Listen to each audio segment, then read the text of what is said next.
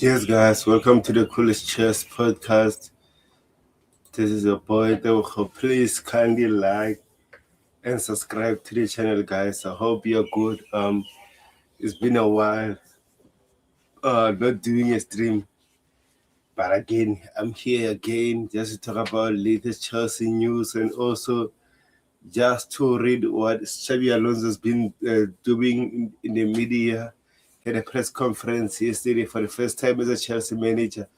So as always, please kindly like and subscribe to the channel and also be helpful in the comment section there in the live chat, interacting with me. That will be very helpful. So don't forget to interact with me there.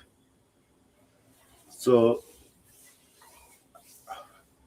I'm not going to um, read the news from 1 until 10, but I'm gonna do a lot of things randomly.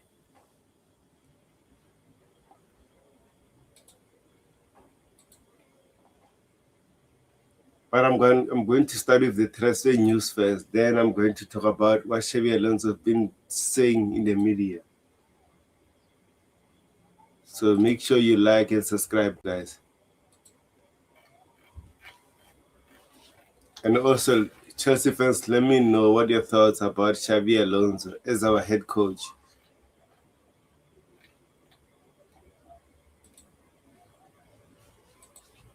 So I'm going to start with this. According to the Roma are negotiating two players, Moreira and Garnacho, with Chelsea today. For Garnacho, they offered 5 million on loan with 35 option to buy, which become a mandatory under certain conditions. For Moreira, they offer 30 million plus 10% features resales. Now the jobs in the hands of Jorge Mendes, agent of both players, to convince Bali to accept those offers. What do you thought, guys? For me personally, for Moreira and for Garnacho, I understand. Garnacho, but again, it should be not with an option, blah, blah, blah. I don't want that option. If Garnacho wants to be sold to Chelsea, it should be a permanent deal. And with Moreira, it's 30 million, right? 30 million. It's less, man. For Moreira, it should be more than that. For Moreira, it should be more than that. So if you at Bali there, it's saying from Di Matteo at Bali or Chelsea, would you accept those terms? For me personally, I would say no. That's less, way less, way less, way less. And we don't know the relationship between the clubs, so let's see what is going to happen. But like I said, I think this is less.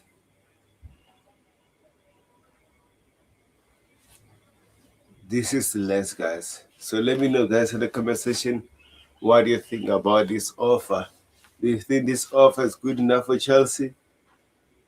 Let me know, guys. Let me know in the comment section.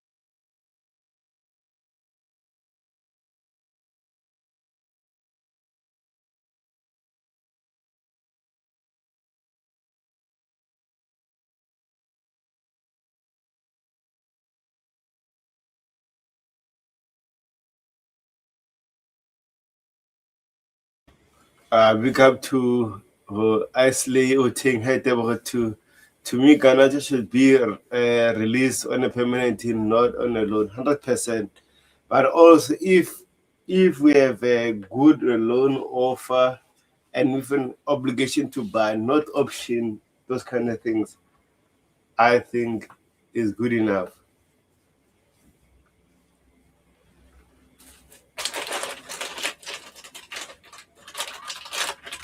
I think it's good enough.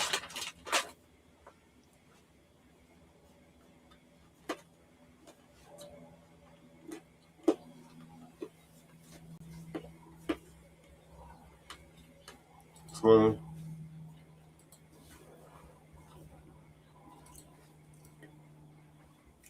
that's my take.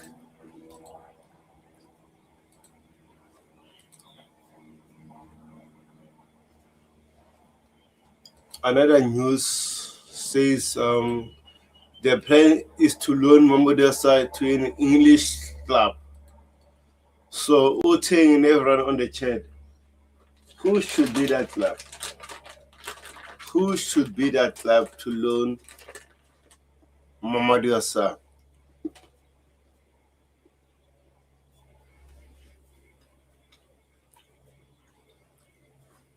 Who should be that club?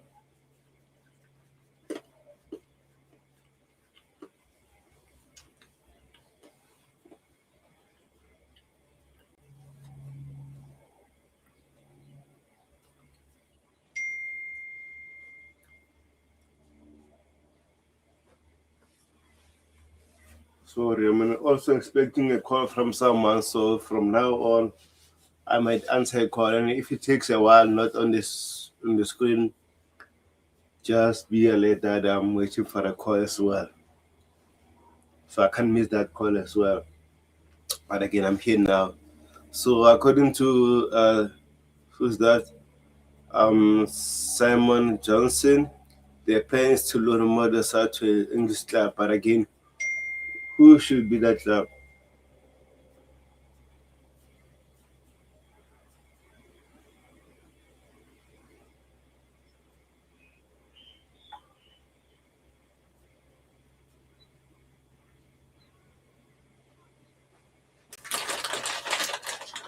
Who should be that club, guys? I would say Crystal Palace. Maybe if they give us Lacoste, I would say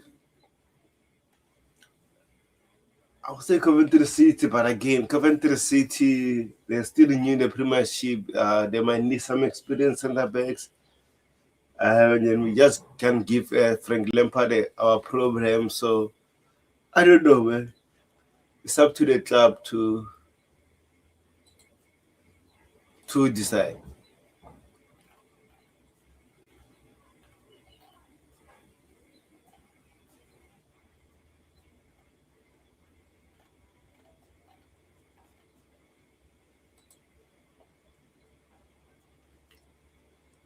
Guys, please kindly like and subscribe to the channel if you're new.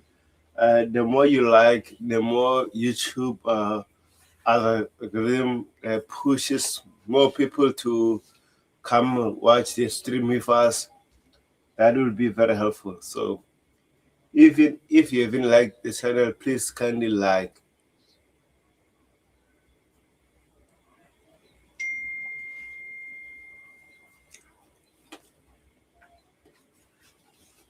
Please kindly like.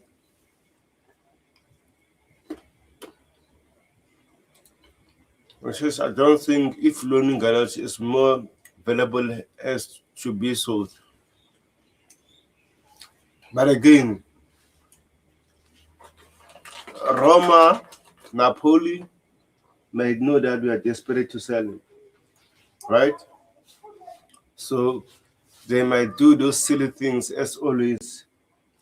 But hopefully for another team maybe can come and challenge them. For example, in a Saudi club can come and just challenge them so that we can get what we wanted. So at the end of the day, the transfer window is still open and then it's still early in the transfer market. So let's see. But hopefully we can get this sorted as soon as possible.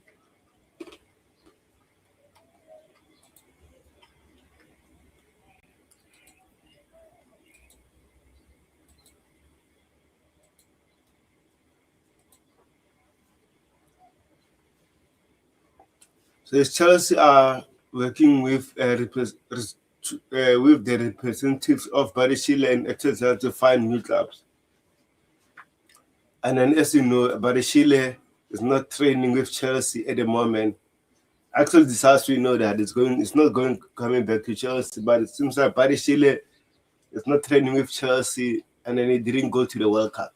So this is the clear indication that the club are willing to sell him, which is good. But again, as a Chelsea fan, how much do you think Barishile is worth? Even Axel Disasi is worth?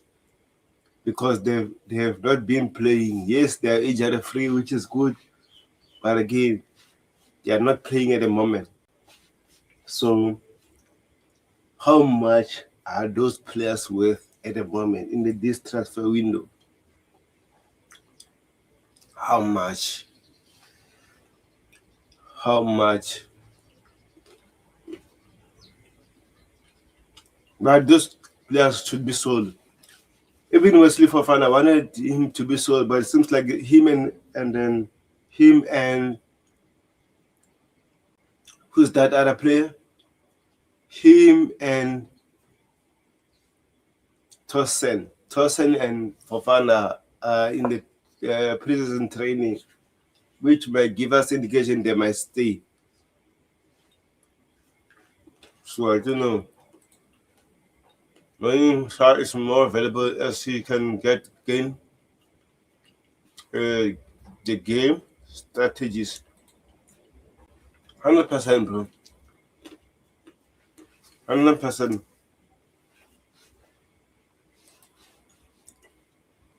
So if you're new, please kindly like and subscribe to the channel. I agree with you. I think Saab should go and get a proper loan. But again, which team will be that? Which team will be that?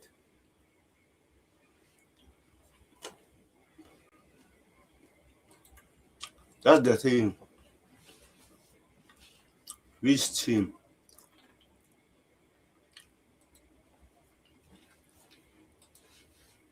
Which team will do that?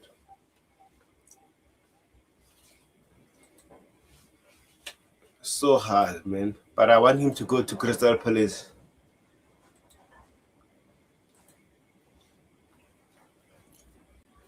I want him to go to Crystal Palace.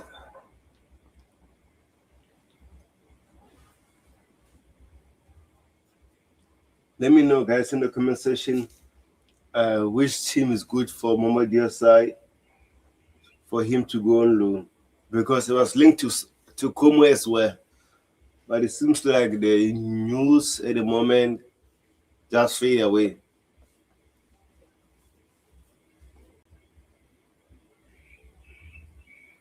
So let me know where should we loan Mohamed Diosai.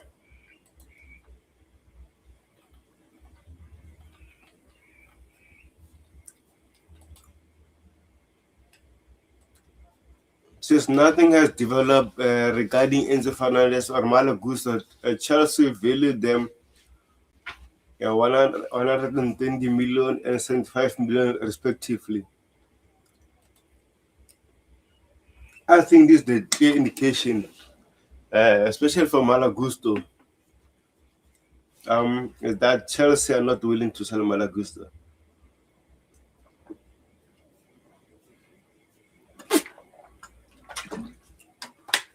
And then also, it's another clear indication that if you want Enzo Fernández, you have to pay what we are asking for, because this transfer window for midfielders is so crazy. And then we can't just let any team to get Enzo Fernández on a cheap. That would be stupid as well for Chelsea. So if Real Madrid or whoever team wants Enzo Fernández, they should pay the asking fee for him.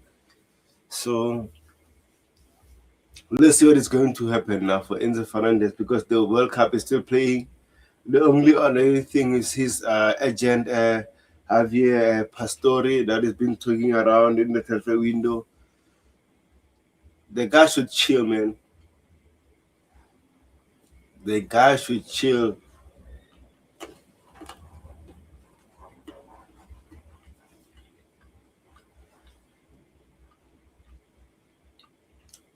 The guy should chill.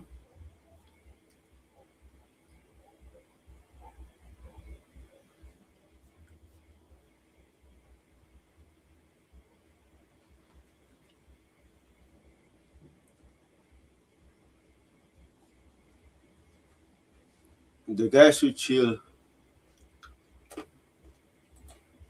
Because the best team that can give him good strategy and compose Crystal Palace, Panama, or any EPL team. Yeah, Panama is another good team, but again, yeah, that could work because Panama are playing, I think, the Europa League, right? Yeah, Europa League and the league. That, that could be a good team as well. I think it's a good team, good call, Uting. And also, if you sell Enzo Fernández, seems like Chelsea want Alex Scott, but again, I don't want to have to sell Enzo Fernández for Alex Scott. That would be crazy. That will be crazy. So if you're new, guys, please kindly like and subscribe to the channel. What are your thoughts about Malo Gusto and Enzo Fernández? Do you think both players will be sold, or who is most likely to be sold, or they're both going to stay Chelsea? Uh, let's see. Let's see. Let's see.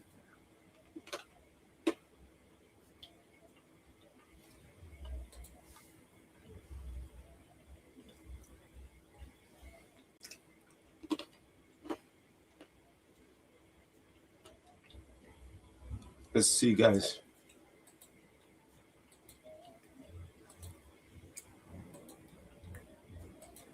Not this one again.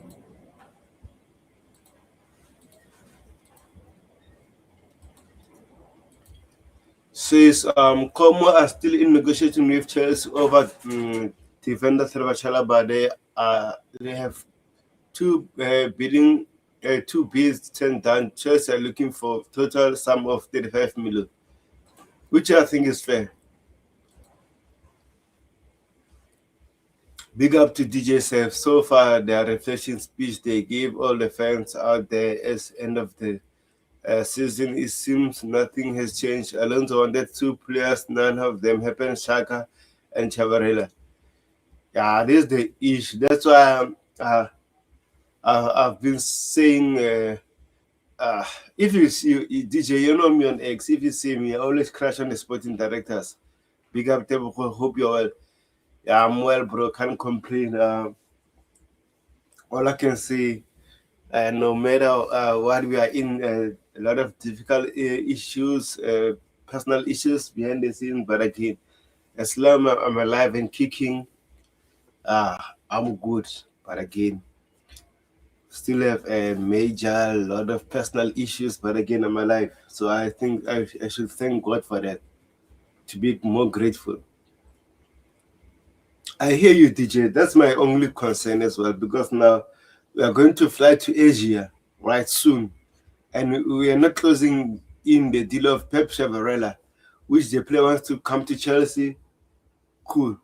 We should pay the release clause, but again, at the same time, seems like a rival cannot just want to pull down our pants. So hopefully we can negotiate that deal to get it done before end of this week, actually, so they can get our guy. And with Shaka, clearly Sunderland are trying all means to for him to stay, which I understand, because Chelsea at the same time they say João Pedro is not not João Pedro, João Pedro is not available when Barcelona are calling for him. So I understand when they, but with Pep Chavarria, it's not that case. They're open for him to go, but the issue is the negotiation. But if you're signing a kid under the age of 23, oh my gosh, the deal will be done ASAP. So that's the issue I'm having with the sporting directors. Hopefully they won't fail Xabi Alonso just like they did with Graham Potter, Mauricio Pochettino, Enzo Maresca. Lim Rusine was just a puppet. He just accepted the job because when they took him to England. And if I was him, I shouldn't have accepted that job. So selling Enzo Fernández, I think is no longer a good choice because we shall not get another midfielder like him who shall be giving us game composer and Enzo fits well in Xabi Alonso's squad. 100% bro. Big teams, I'll say this. Big teams are doing all means to keep their best players. For example, Charmaine is being linked to several clubs, especially Manchester United. But what that Real Madrid did is that they gave him a new 5 years contract because Jose Mourinho wanted to keep him. Man City, they just gave Jeremy Duke a new contract. Spanish Rodri a new contract. He hasn't signed yet, but they gave him a new contract, right? They gave Jesco Gabriel a new contract. He's staying at Manchester City. They are keeping their best players. Chelsea, when their best players are linked to other teams, especially like the ones that they're desperate to sell, they're going to sell them. Look at Enzo Fernández. The only issue is that if Real Madrid doesn't pay what they're asking for, Enzo will stay. But if Real Madrid come with the cash, they're going to sell him. Because when have Chelsea ever been bullied by teams lower than us, telling us we have to pay full work on a player? I really don't know which person is doing the Chelsea stuff here, but under Marine, yeah, that's the issue, bro, with this model. This never happen. We either get what we want or we move on. 100%, bro. 100%. 100%, bro. That's why I'm annoyed as well.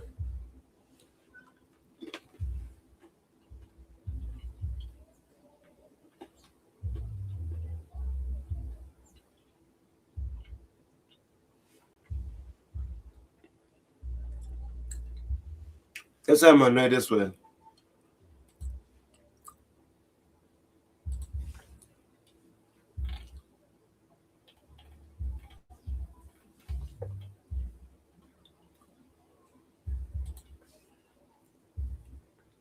So hopefully we start this mess.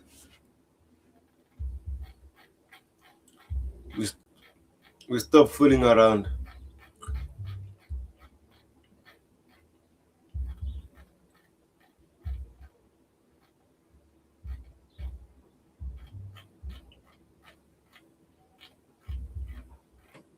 Guys, if you're new, please kindly like and subscribe to the channel.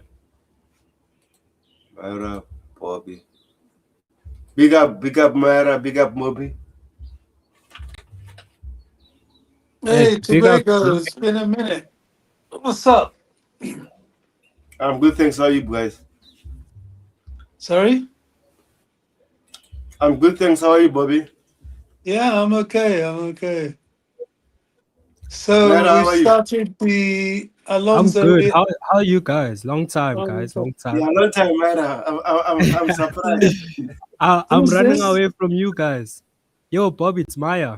Oh, hey, Maya. Hi, good to How are see you? you. How are you? Long time. Good to hear from you again, man. Yeah, it's all good. I don't know. Tobago went into hiding. You know, he's one of our favorites. And suddenly we didn't see him for a while, you know? Although Yeah, we were all rightfully angry at the club. But now we have Alonso starting, so let's see what happens. Whether they bring in the right players, we develop the right attitude.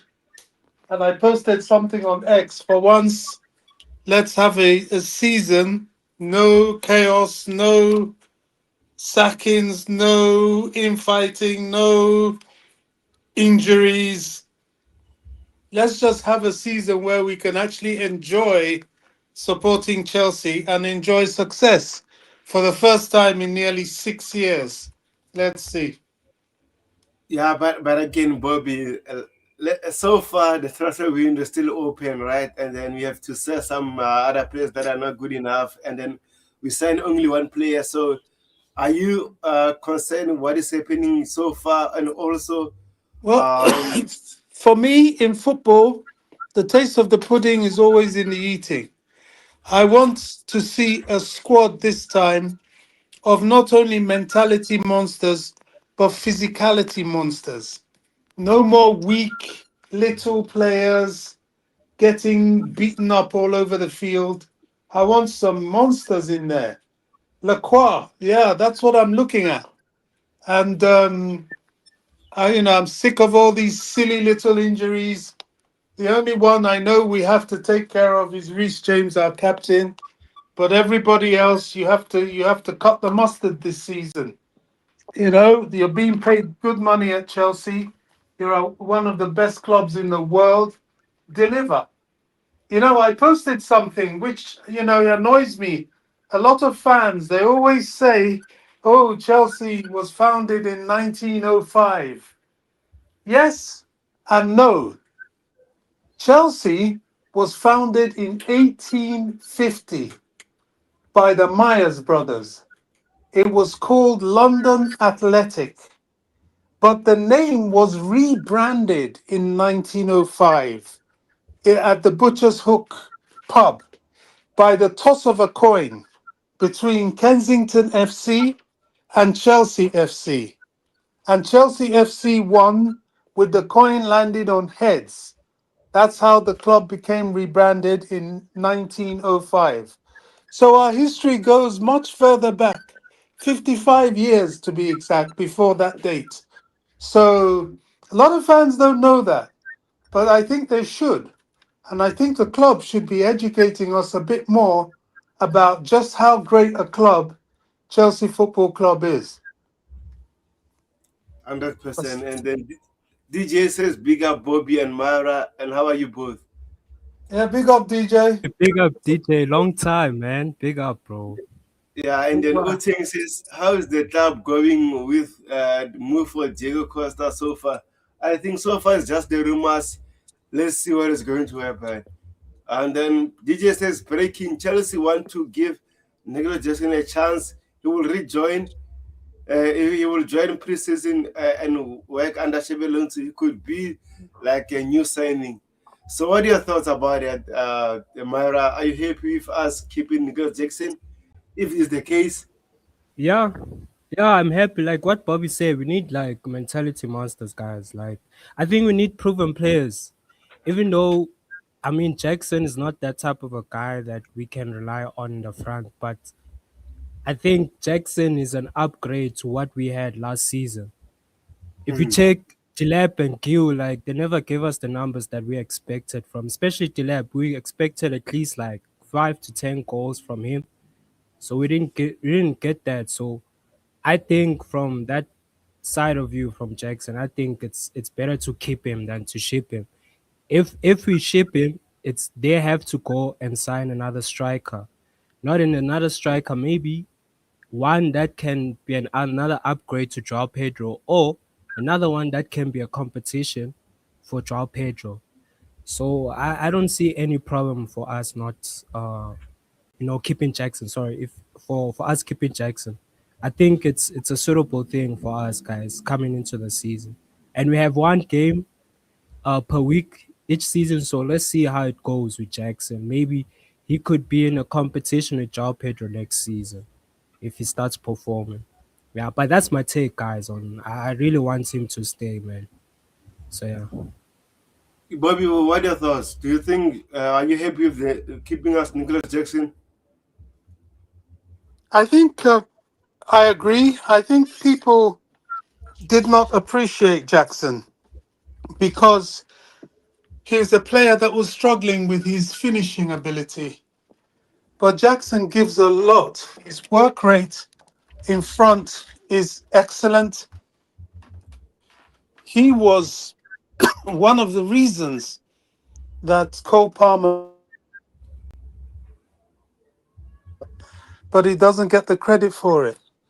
Cole is a brilliant player, but when you have a runner and a space maker for you like Jackson, you are 10 times the player. And you see, what people also don't understand is that not only is he definitely an upgrade to what we had on the left, and thank God Garnacho is going, but he is also the kind of offensive player that will do well under Alonso, if Alonso is the kind of person we think he is, because of his work rate, number one, and the fact that Alonso plays with two tens.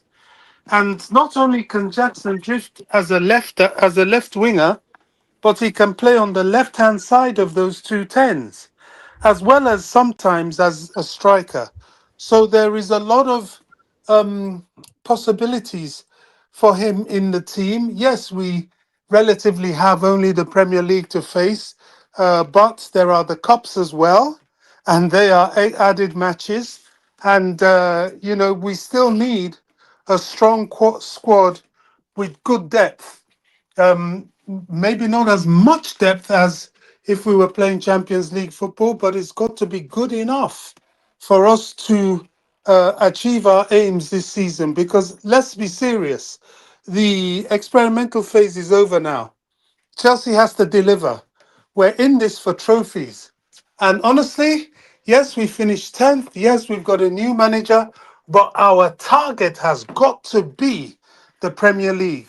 We've got to go for that. I mean, I will not look at anything else. I'm not saying, win it, because there's some really, really great teams there, but we've got to go for it. And if you're not going for it, you're not going to win it. But if you go for it, you could win it if you do the right things. Just like Alonso said, if you do the right things on and off the pitch, you have a very good chance of doing great things.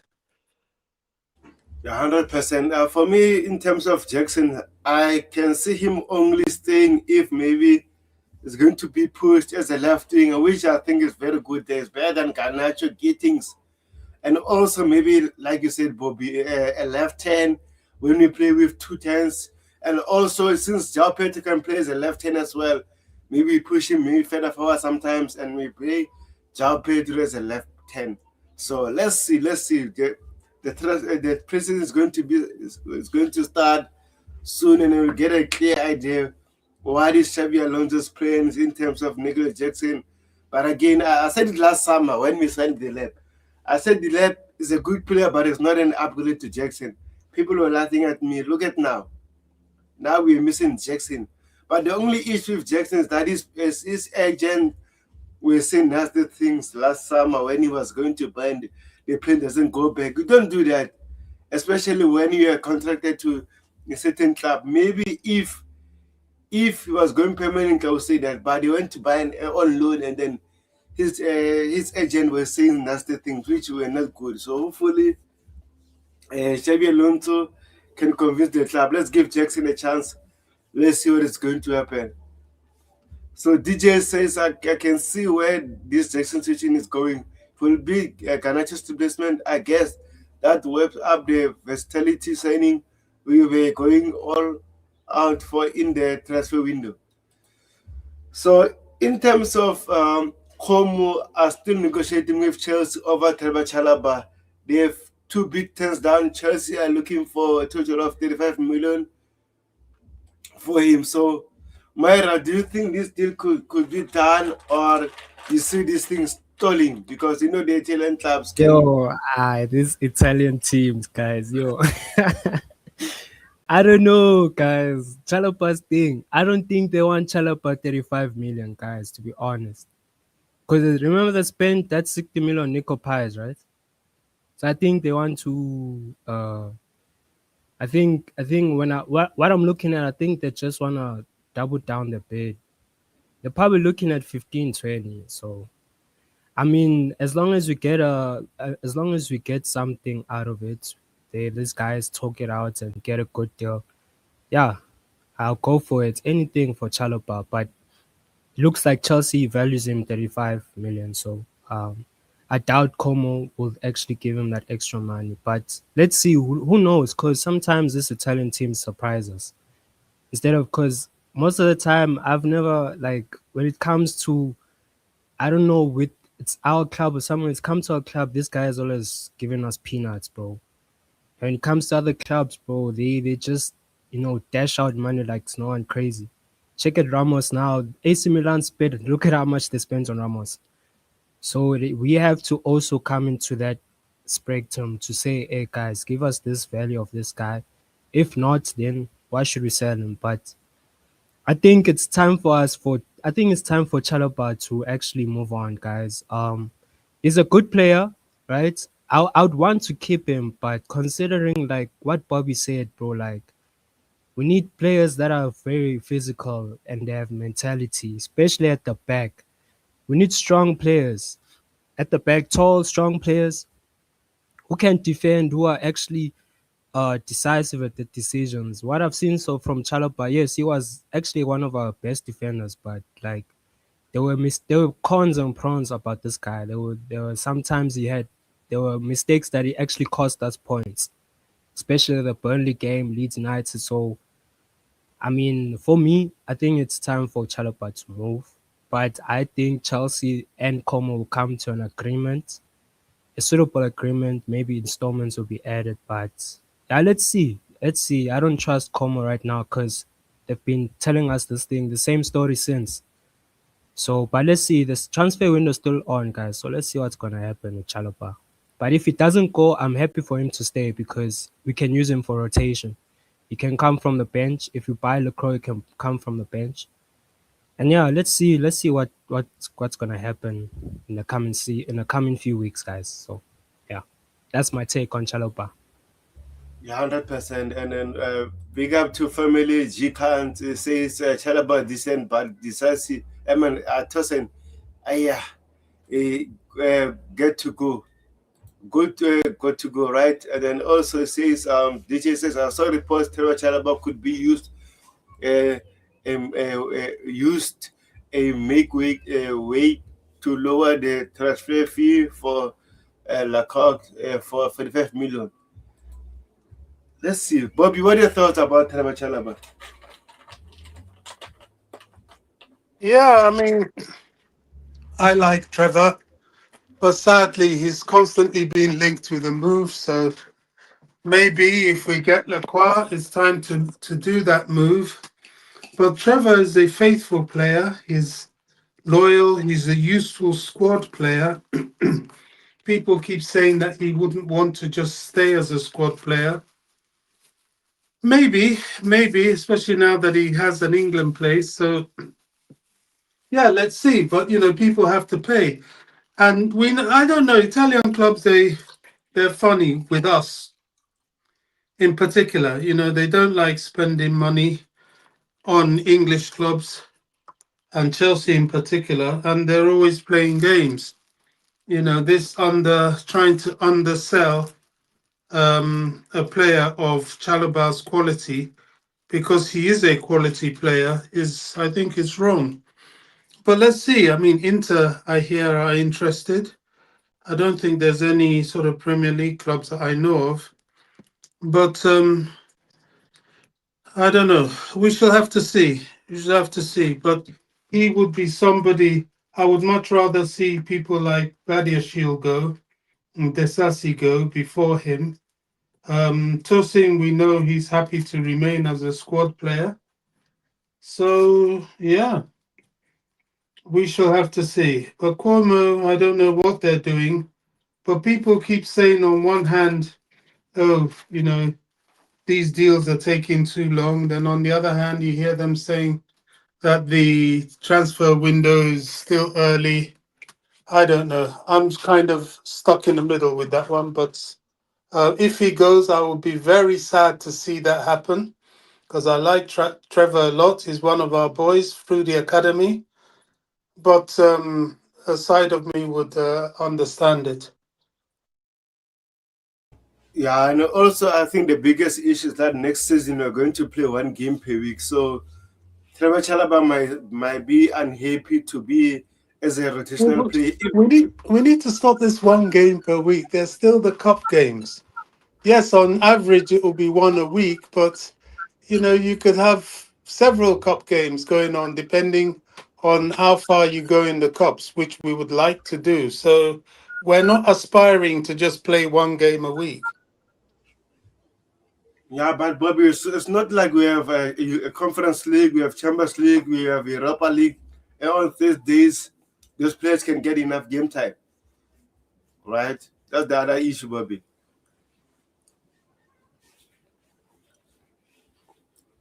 So now it says Chelsea have not yet decided which forward out of Nicolas Jackson, Lem Delep, and Imega will be sold. Marc Guiu expected to go on loan or a permanent deal.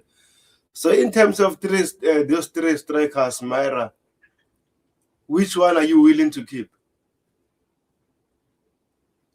Jackson, bro. Hey, Jackson. Jackson. Keep Jackson, guys. Yo, nah. Yeah. Like loan out Delep, loan out Mecca, bro. Mecca, guys, is not ready, bro. The guy is not ready.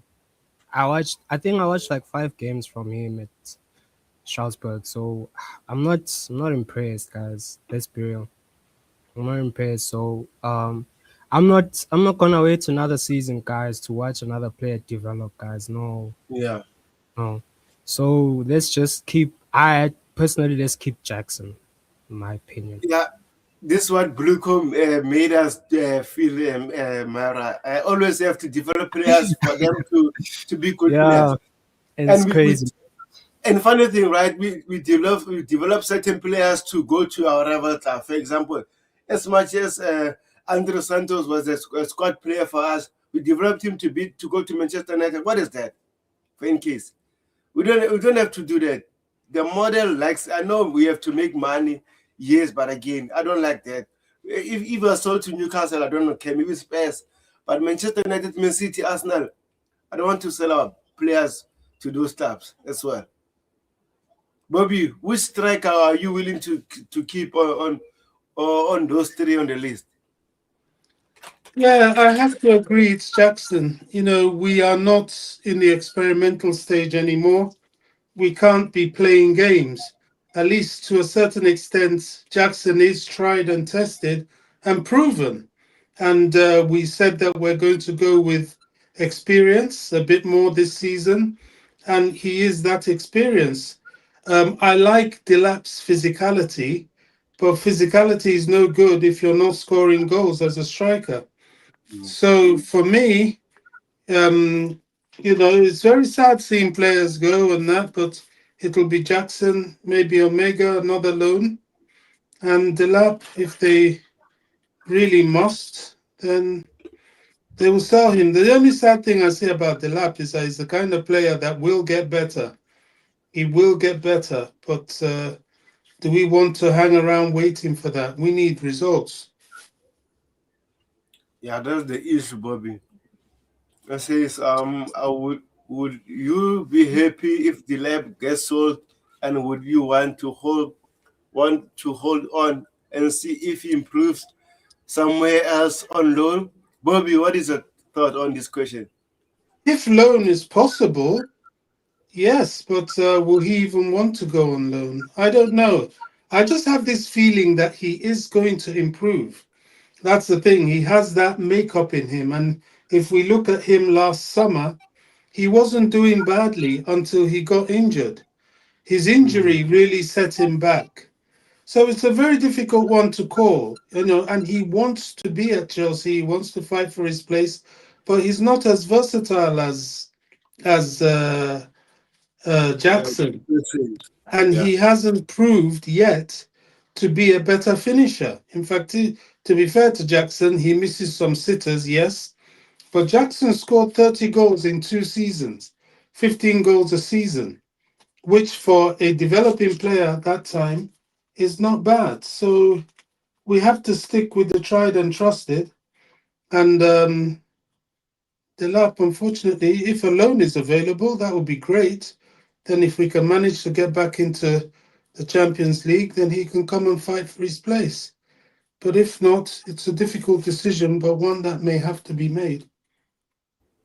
100%. Mara, what will you do? Okay, seems like Mara's out. I'll wait for him. Uh, like I said, if the loan offer is available and then it's in the English Premier League, I'll take it. If you don't get offers that we want, I wouldn't mind gambling to see him whether he can improve or not. If you can improve, I think maybe you can sell him in the next summer. So let's see. But it seems like he's willing to fight for his place. The only issue is that uh, Xavi Alonso and Chelsea will only decide which two strikers they're willing to keep. So here it says Chelsea remain in talks with Rayo Vallecano for left back Pep Chavarria. The two clubs have yet to agree on fee. The clubs still intend to sign one or two standard backs. Crystal Palace defender Maxine Lecoq is a key target. So in terms of Pep Chavarria, Bobby, it seems like the deal is not moving around. It's just stalled at the moment. What are your thoughts? Do you think we still get this deal done, or should we move on to other targets? What are your thoughts about this? I have absolutely no idea. I can understand why the club is not just dropping money carelessly. I get it. I understand they're going to drop an improved offer today. Today, in fact, of over 21 million. I don't know what's going on. To be fair, I don't even know the player. I have question marks on his physicality, but he says he's keen to come, which is always a good sign. But is he good enough? That's the question. I really don't know what's going on with the deal, and I don't feel in a position to even speculate right now. Mayor, are you back? Okay, I'll just wait for him. But in terms of Pepper Chevrolet, right? For me personally, if Xavi Alonso recommend the club to sign him for the Marco Kurela replacement, I know maybe Marco Kurela might be the better player because you all seen him in the Premier League and seen him for Chelsea. So if Pep Chevrolet is a replacement for uh, Cocorella, I think we should sign him.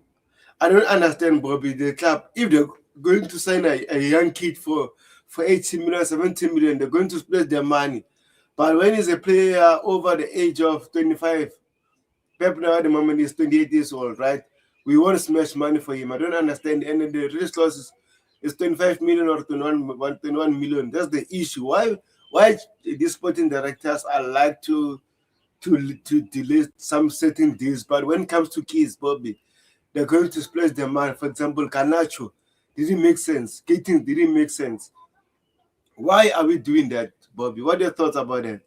Because they think that the kids have a sell-on value because of their age. It's really that simple. Whereas this Chavarria is 28, so he's very much at his peak. That's their thinking. Yeah, which is all. So Chelsea should keep Jackson, loan a mega so that they can gain physicality, compose, and strategy. But they should tell Liam Delap for they should sell Liam Delap for he has been in this as a striker. Yeah, I never wanted Liam Delap because I thought he skipped his development as a player. He went to Crystal Palace, Everton, maybe Bournemouth, then come to Chelsea. But from Ipswich Town to Chelsea, I think that was a big step for him. Liam Delap was a financial opportunity. Ipswich went down and we got him for just 30 million. If he Mm. had developed and gone somewhere else, he would have been 3 or 4 times that amount, especially with English strikers. So, I can't fault what they've done, but because he didn't perform at all, he has created the dilemma. Nobody else. It was him. And of course, injuries, you can't blame him for injuries, but he and he's not ever been able to find form after injury has created this situation. Yeah, 100%. Myra, are you still back?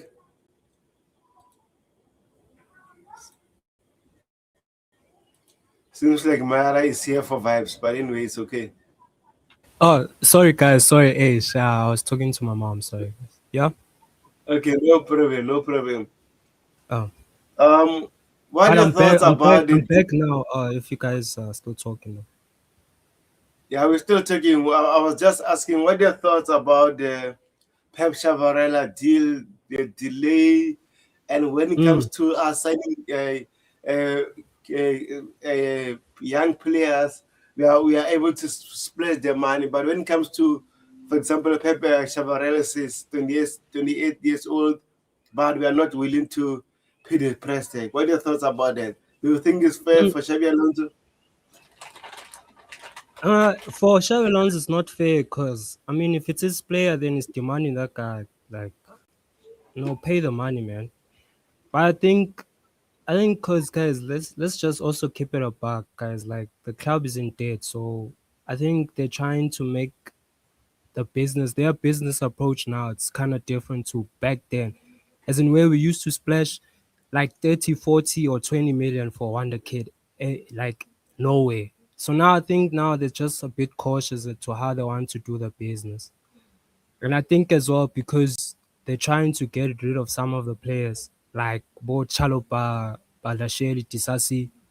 I think they also want to take that money, take some of that profit and put it onto the new players that our Alonso wants. If you check with Tariq George, right? I think as well if you get one or two players that are going out of the club, I think maybe the Sharia deal will go through. But they must install Xavi Alonso's signings because it's the same thing that happened with Shaka now. And I think with the Shaka deal, it's the same thing that happened to Mike Maignan last season. Remember when we were actually approached by we approached AC Milan for Mike Maignan for 30 million, then they didn't want to pay it.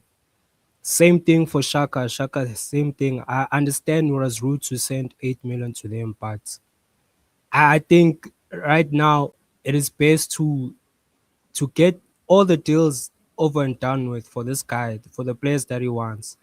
Otherwise, I don't want to come back mid-season, guys, and ish. Alonso starts crying about the babies that we got him. You check. So I think best believe the club should get these players, the type of players that he wants right now, get the deal done. Even if for me, I think why it's stalling because maybe the club as well, they're trying to make some profit around about. So I think personally, I think if Canacho leaves, right, if they get a deal for Canacho, probably they might go ahead with that deal. But let's see. I'm not gonna say nothing's gonna happen because our club surprises us, man. Because one moment we were linked to we're interested in Palestra and nothing was happening. The next day we got him. So yeah, let's see what's gonna happen. Let's see what's gonna happen. So Yeah, in terms of Palestra, I think the only way we got him is because Inter Milan were closing on him, and then we had to make an offer or we lose out on him. But now, since like Pep Chavarria is not linked to any club, it's only Chelsea. The club are only delaying the process because of that. If Arsenal, maybe Real Madrid or other two teams that are willing to sign this player, I think Chelsea should have signed him long time ago. But we are a bit slow because it's only Chelsea that are looking for him. That's the only issue. Big up JC, it's been a while. Big up Tebu, how are you? How are you? How are you live from Hamza's living room? Oh my gosh. JC. you made me laugh on mute, bro. Hey, JC. I Oh, so let's read some quote from Xabi Alonso. It says the squad I think is good. It has great potential. We need to work on few things for sure. We are starting a new project. We want to be smart You want to work hard to create a good team, to create a team that transmit good energy with football, to compete wherever we play. So, Bobby, what are your thoughts about this?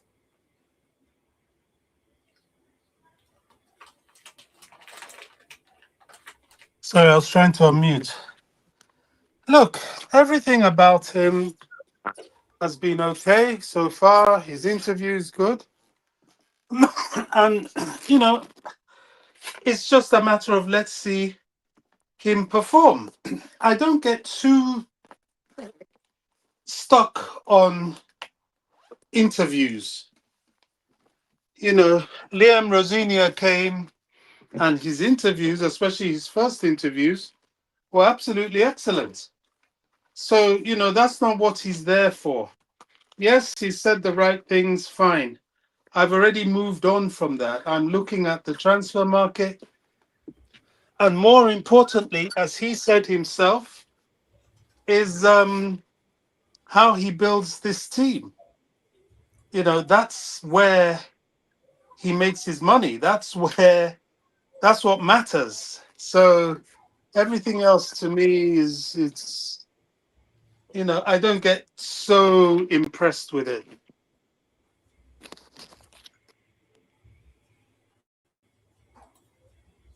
Yeah, I have to agree with Bob with that. I do personally, guys. Like whatever they say on the press and interviews, guys, I feel like the real answer has to come on the pitch, regardless of the players you have. If you have one the kids all about, or one or two or three, you have to deliver on the pitch. You can say nice things on the press and interviews, but on the pitch is a different story. So I totally agree what Bobby said, about that. So, Mara, I haven't got your thoughts about Xabi Alonso signing because it's been a while not doing a stream with you. So, Mara, what are your thoughts about Xabi Alonso to be a Chelsea manager, not a head coach, manager? What are your thoughts about that? I mean, it's a good move. Personally, I feel like I think is a good coach. I think because he has learned a lot, like in his experience as well, player and coach, but player in terms, because if you look at his caliber, you can see how many managers he has like played under. So at that time he was playing, he was probably taking some type of information from Pep and all those guys. And I mean, a good player that gets that type of experience becomes a good coach. So let's see. I'm not gonna put him as one of the greats or one of the best. He's a good upcoming coach. He knows what he's very flexible. I thought when he went to Madrid, I thought he was gonna play the back three. He ended up playing back four. So he's very flexible. He knows. I don't know his style yet. I'm interested what to see his style of football. But one thing I want from him is to come and improve the team like consistently. Especially the players, come and improve these players. Young or old players, just come and improve. Get us back to our shape. Get us back to competing. I think, yo, Jesus. Sorry, guys. I think as well, Alonso should also consider about maybe as well try to understand where our project is right now. Because I heard him talk about, something about culture, and I agree with him. He said the club still has a culture, and I agree with that too. That's one of the good takes. So he should, combine that. And he also spoke about football principles too, in terms of the players as well. So I really want to see that from him. And let's see what's going to do. And giving him the manager role is very important, considering that I think the owners and the directors now want a guy who would want what type of player or what type of profile they want for the club. Instead of us now, what we did for Maresca, like we just chucked in players left and right, and he never had any decisions. So this time we have a manager that has a decision on what the type of player he wants. So whatever player he wants, please bring, bro. And please don't talk any nonsense about this player is not good enough. You brought this player and you say no, this player is not good enough. Nah, bro, like no, it's been 4 years now we've experienced this type of things. So yeah, not gonna hold any expectations on him first season because I think he's gonna just come and create his own team. I think he's gonna come and experiment and try to find his first 11. Yeah, let's see, let's see. I'm excited to what's coming for him. So I'm really excited what's gonna happen.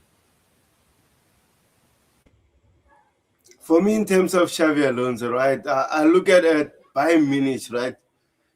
Vincent Company was just no one. He did very well at Burnley. He promoted Burnley to the Premier League, and he relegated Burnley. And people were saying, no, Vincent Company is not a good coach. I've said it, Vincent Company is a good coach, but again, and if he's coaching Burnley, no one will see that because Burnley is a small club. Then he went to Bayern Munich. Bayern Munich are going to sign new world-class players, bro. So they're going to make their coach shine, right? But in terms of Bluco, I'm not gonna say Chelsea. Chelsea is bigger than Bluco. In terms of Bluco, they're going to sign you a bunch of kids and expect you as a coach or a manager to perform magic, which in football doesn't work like that way. Enzo Maresca's first season, he tried all means to shape that team, to structure that team to be a good team. And then he exceeded expectation. Top four, Conference League, which we expected to win the Conference League. And in the Club World Cup, they said we were not going to win the Club World Cup. We won the Club World Cup, right? And then the summer after the Club World Cup, what happened? We signed some bunch of kids, bro. Gittings, Ganacho, Fakunde Bononote, Lem Dilep. What is that? Is Chelsea going to challenge when vendors certain players? Doesn't make sense. That's why I say the mentality of Bluco. And when Enzo Maresca left Chelsea, we heard Danny Finkelstein telling the Chelsea supporter that a Chelsea success is not on the coach or manager, it's on the recruitment team. So now we finished 10th. Is it on the Chelsea or on Lembrosina or Enzo Maresca? That's the issue with Bluco, bro.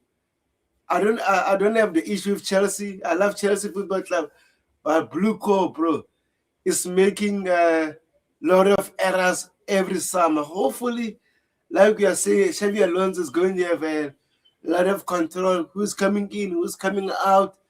Then he can be successful at Chelsea. But again, I will be cautious because I don't trust our sporting directors. Xavi Alonso might want some certain players, and then the club say, no, we don't want that player. And what will happen? He might be pissed off, just like Enzo Maresca, and leave Chelsea in trenches as well. So I don't want that anymore. Yeah, Big up absolutely. Yeah, I agree with you with that, bro. Yeah. 100%, bro. Daisy says, nice to see you after a long time. Big up Bobby and Myra. And then Uteng says, is the Chelsea going to move on Diego Costa as a goalkeeper long term reshape? I have no idea at the moment. And big up to FFL. Kayseri says, we should sell Dilep for 45 million or loan him in the championship clubs. Let's see, bro. Let's see. I think it's a new first time seeing you. If you haven't subscribed, please kindly like and subscribe to the channel. Oh man, look at what I've done. I'm just moved that code. Xavi Alonso says we need hunger and passion for the game. We need to want to improve. We are coming into such a competition. We need to prepare ourselves, be really determined in the details, strong on the basic, on how we play.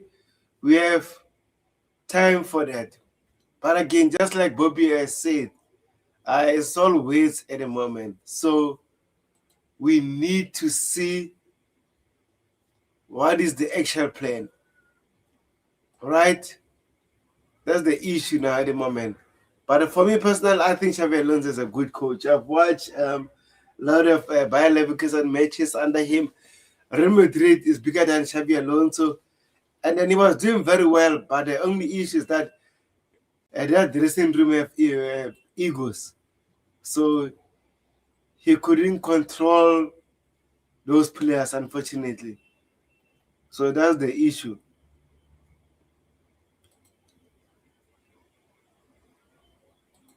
Um, Let me do this. According to Ben Jacobs, says Chelsea are hope to find solution outside of Pep Chavarria release clause. There is a feeling Rayo Vallecano have moved the goalpost. Chelsea were originally told offer 50 million. They hit the number only for Vallecano to ask for more. So, Bobby, what are your thoughts about this?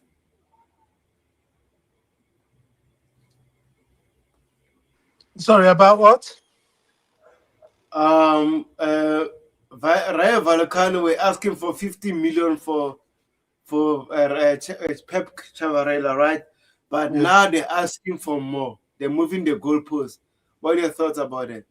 Oh, they want more than 50 million? 15 million. They were asking for 15 million Oh, when they 15, 1-5. yes, they were wanting 15 million, but now they're moving the goalpost. They're asking for more.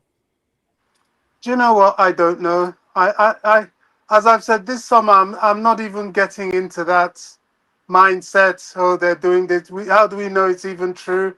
Okay, is it Ben Jacobs? Fine. I don't know. I really don't know. I'm not even sure I care. I don't, I've learned now not to look at these things until you actually see him lifting up the shirt, because you just spend up a whole summer in anxiety of, oh, this is happening, that is happening, and then maybe nothing happens, and then, or maybe it does. I have no idea. I have no thoughts on it.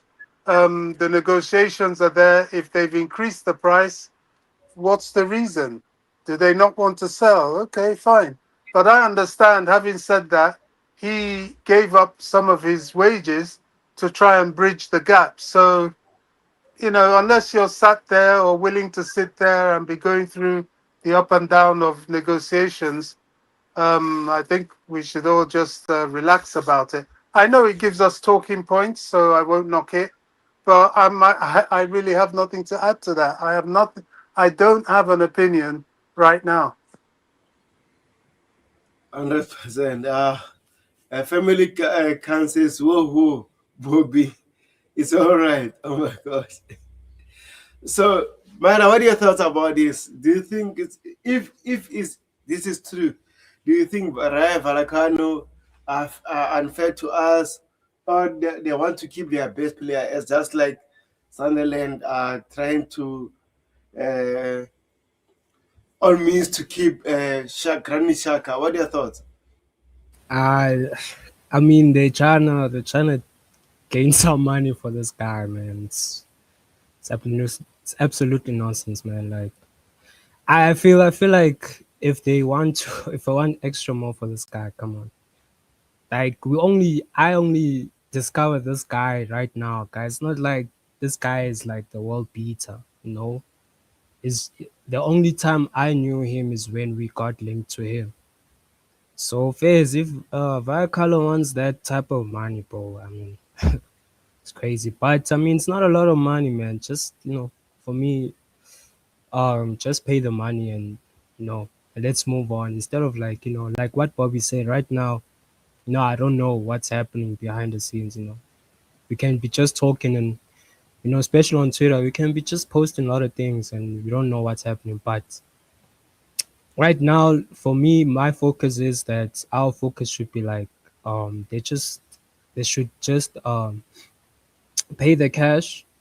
Yeah, let's move on from it. That's it. If since now they say there's different options, but I don't want to see another post saying that the different options using Barco as left wing back. Nah, bro. I it's better enough to go find another replacement somewhere else and let's see.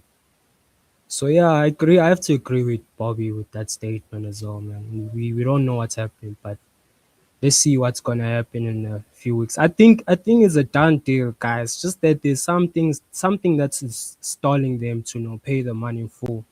But I'm pretty much sure it's a done deal. Sooner the better. The sooner we get the guy, the better. So yeah, let's see how it's gonna go. Then. I think it's usually what happens in this situation. It's the structure of the deal that delays. Do you want to pay it in 3 installments or 2 installments? And I think Chelsea will look at, a larger installmental payment and pay higher, sort of like a higher purchase, so as to look better on the books. But the selling club would obviously want to have more of the cash in hand to be able to do more with it. So that's usually the kind of thing that causes delays, if there is even a delay. This is why this summer I said, you know what, I'm not going to put my head too much into all these transfers because the media do this a lot. They do this to get you all engaged and anxious, and they know that the more anxious you are, the more you keep clicking on the information, and they make a drama. Just as Simon Jordan said of the uh, Jude Bellingham interview. They were looking to make a drama, and this is what they do, particularly with Chelsea. They love a drama. Willie, won't he? Oh, they're chasing, and it's silly. The club is in their rights to try and bargain. The other club is in their rights to try and gain. That's what happens in business negotiations. Yeah, the latest report I heard about that is that Rayo Vallecano want all cash, boom, one installment, not two or three or more. They just want one installment, which is the case that Chelsea are negotiating. That's why Yeah, maybe they think. that'll be the problem because rightly so, Chelsea have to make their books. There's all these transfer windows in which, this is why we buy players with amortized contracts in the days where you could amortize over 5 years, so as to stretch the yearly books payments and minimize what goes out. Now, remember, this is a 28-year-old player, so they don't want to just drop the money straight up. I don't even, well, they don't do it with young players. So why would they suddenly start now to do it with an older player? Some of it makes sense. We as fans, we don't like the suspense. We don't like all the waiting around. We just want to see the job done. But they have to look at the business side of it as well. So let's see what happens. This is where I do join others and say, well, look, there is, we haven't even got into August. If this was happening in August, then we can start to have some concerns. But it is not, we're not even quite halfway through July either. So let's see what happens. Yeah, But hundred it percent. is irritating because this has been going on for a while and it's not really a deal that should take this long. This is what annoys me about Chelsea. City and all these people, they have their deals, they go bang, they get the player. But a lot of the time, they pay a lot up front. And as far as I'm concerned, Man City shouldn't be doing player deals anyway. You have 115 financial charges. Nothing has happened to you. You're not even a suspension of transfers. It's not right. If it's Chelsea or anybody else, there would have been some accountability required. But that's where we find ourselves right now. Yeah, 100%, 100%. Sianik, I have a question for you, Bob. Says Bobby, do you think this is Ravel Sanchez last season? Sorry, do I think it's Ravel what Sanchez last Ravel Sanchez last season. reminiscent? Um, I would like to think that every season's different. I would like to think they have learned some lessons. The fact that they got Alonso is a big achievement. The fact that we are linked with 28-year-olds and 34-year-olds is a sign of a difference. So we have to take it for what it is and hope that it's not just talk, that it actually comes to fruition, that these players, that they actually get them. I mean, this Chavarria, nobody's heard of him. He's, yeah, we don't know how good he is anyway. At 28, if no one's heard of you, kind of gives one some concern. You've been playing in Spain. None of the so-called big Spanish sides have looked at you. So what does that tell you? I don't know. So I think sometimes we should be a bit patient. I remember when we were all getting so impatient about the Javi Simmons deal, and look at how that turned out. So it's not always everything that you think is great and important that it actually turns out that way. Sometimes some of these players are not what the media tell you they are. And because you're linked with Chelsea, it doesn't automatically make you this brilliant player. I'm about to go somewhere, so we might get cut off. I don't know whether there'll be reception where I'm driving to. We'll see. I'll keep talking till I can't, as it were. Are you there? Can you hear me? Yeah, I can hear you, Yeah, bro. we can hear you, bro. We can hear you. Okay. Yeah, so Yeah, that's it. yeah. Let's see what is going to happen. But I don't have an issue with Sanchez because last season before Lemur Senior takeover, Sanchez was excellent for us. And then Lemur Senior took over, and he started to bench him for Oh, Philip vacancy. sorry, was it Diogo Costa we were talking about? No, I No, was we're talking talking about about. Sanchez. Oh, Sanchez. Okay. Well, Yeah. I don't have a problem with Sanchez either. As long as you don't get him playing out of the back, he's a good enough goalkeeper, in my opinion. It's that playing out of the back that he's not good at and it confuses him. But if you allow him to kick it long, sometimes he's probably one of the better goalkeepers at kicking the ball long. And he's very good at claiming balls. He's a good shot stopper and he can save the odd penalty. I mean, I'm not concerned about Sanchez at all. Under the right coach and manager, he is a very good goalkeeper.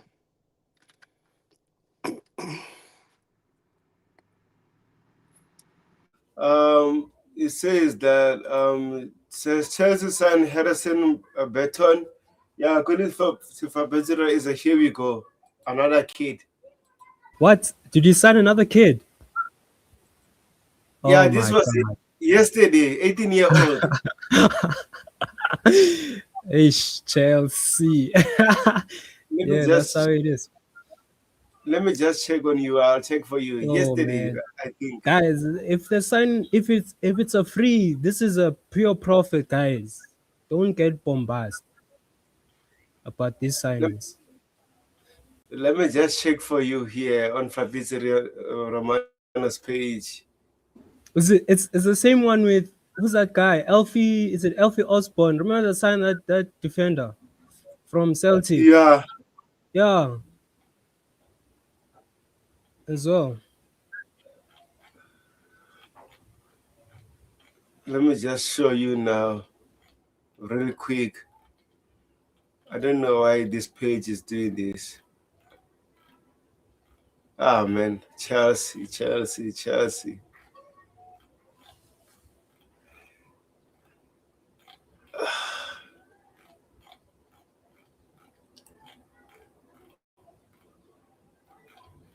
So that where is that now? And anyway, Bobby, what are your thoughts about Andre Santos getting sold to Manchester United?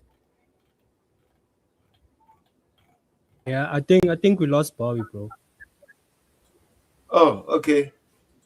I haven't seen the camera. I'm just checking that news. See, here is it. Says Chelsea agreed to sign 18-year-old talent Harrison Betoni. Here we go. English attacking midfielder from Wigan on a free transfer with compensation. Contract until 2030. Here we go. Ah, Bluco, eh? Yeah, yeah. We're gonna they will Oh call, my god. you know what's the funniest part? We're gonna have a fan base saying that, oh, this guy's gonna come and replace Pedro Neto. Watch. I'm telling you, I'm pretty much sure there's some people thinking this guy's gonna come to the first team. So I Um, it is what it is, this, man. this club is finished, man. Yeah, yeah. I don't see the logic in this, to be honest. Sometimes I don't see the logic. Um I mean, Ah, considering offloading some of the wonder kids they did, but hey, bro, bringing more again, man. It's just showing how incompetent they are, bro. They won't listen to us, guys. They're only gonna do that just for pure profit, guys, just for money, because they know that these kids, if they get some experience in championship somewhere else, we can sell him, make a few bucks from that guy. But for me, I think as a business approach, guys, it's a good thing. It's for me, I see it as a good thing. yeah, Like I you agree with bring you. in players, you groom them, and you sell. But there has to be a balance. You Yeah, can't always do that most of the time, and you see that your team is lacking in experience and in depth. So they have to keep it a balance now. But it is what it is, man. This blue call for us, guys. So let's enjoy it until it lasts, guys. Yeah. yeah, I agree with you. I agree with you. So here it says AS Roma have submitted an offer to Chelsea for Alonso Garnacho, offering 5 million with a 35 million option to buy, which could become mandatory buyout if certain conditions are met. What are your thoughts about this? Would you take the deal, Myra? Yeah, you know what? Yeah, fine by me, man. Just go, bro. Like, considering I don't like Canacho. Me, I think is one of those players that needs to develop a bit. So, but hey, this one, guys, no ways, bruh. I mean, this shows you how Italian teams are approaching us, English teams. Just want to pay peanuts for a guy, right? Then this guy goes mentally crazy. Then they're gonna sell this guy for 100 mil. Watch. I won't be surprised if Garnacho starts blowing up like that. Then all of a sudden, Roma pitches him up for 35 million. The next 3 years, Garnacho becomes one of the worldies, bruh. Then they sell him for 100 mil. But hey, that's how Italian club moves, by. But I'm not actually happy about this deal. Like Garnacho was not supposed to be a Chelsea player in the first place. Because considering how much we bought him for and now we're selling him, man, it's crazy. It's crazy. But hey, you'll see how it is, man. See how it is. I think the Buho is gone. Some received a phone call, but I'm sure when he's back, he'll come and do his thing again. But yeah, that's my take on Garnacho, guys. Like, man, I'm not happy at all. I'm not happy of how they're doing the offloading because it's some of the players we were not supposed to buy. Honestly, he's one of the players that we're not supposed to buy in the market. He was just a panic buy. I think he was just because we lost that deal on Xavi Simons and Garnacho became a panic buy. So yeah, I mean, it is what it is. We learn from these things. I hope they are learning from these things that they must be cautious of what type of profile they need. So yeah, we'll see what happens with Garnacho, man. Still a young, talented player, but man, he's not ready for the Prem. Still, there's a lot of room to learn, bro. When it goes to, I think and Italy is probably gonna, learn a lot more compared to the English game. I feel like when I was in England, bro, I never got. Yes, he did get so much game time in United, but he never got that time to express himself really. You check, so I mean. Roma will probably Italian teams give this type of platform to these players. So yeah, we'll just wait and see what's gonna happen, man. Again, Roma's trying to finesse us again. So Yeah, we'll see, bro. Just wait for Tebogo, guys.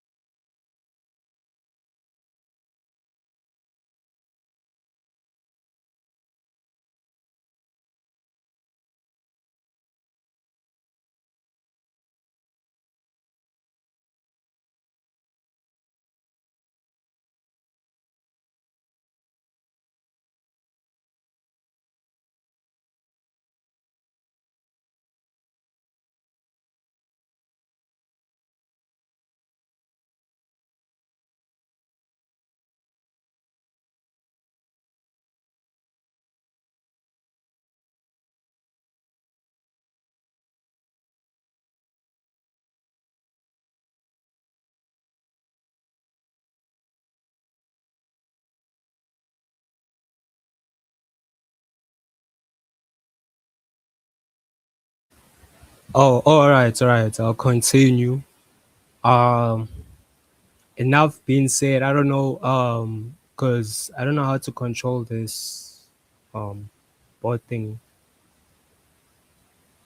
But when he comes back, I'll just speak on like so far with the transfers. I think, guys, personally, me, I think, so far so good, but I think we need a bit more, bro. Like Palestri is not enough for me, guys. Let's be real.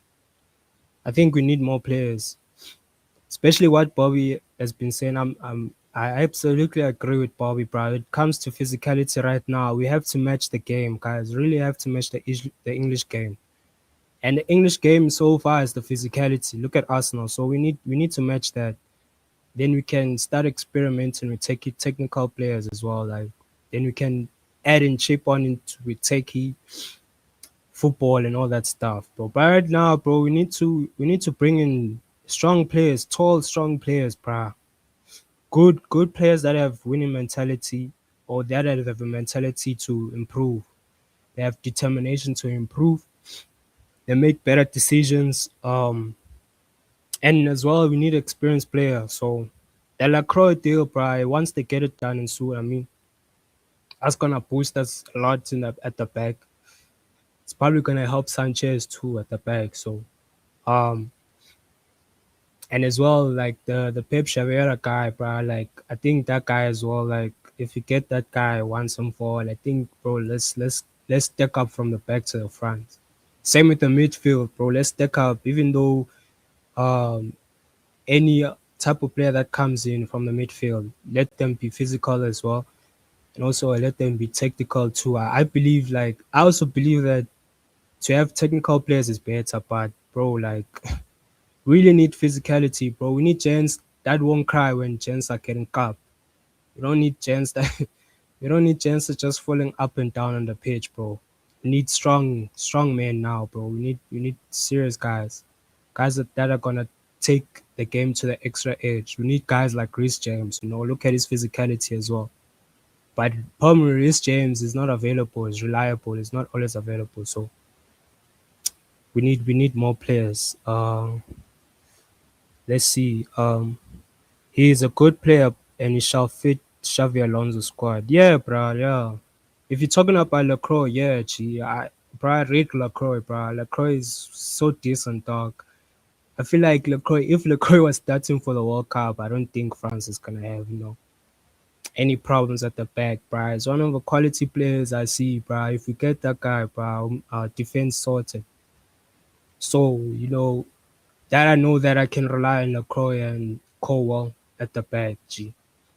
Instead of now we going back to, because I was hearing Hato LCB. I was like, nah, bro. Like, we're not gonna use Hato at the back like that, bro.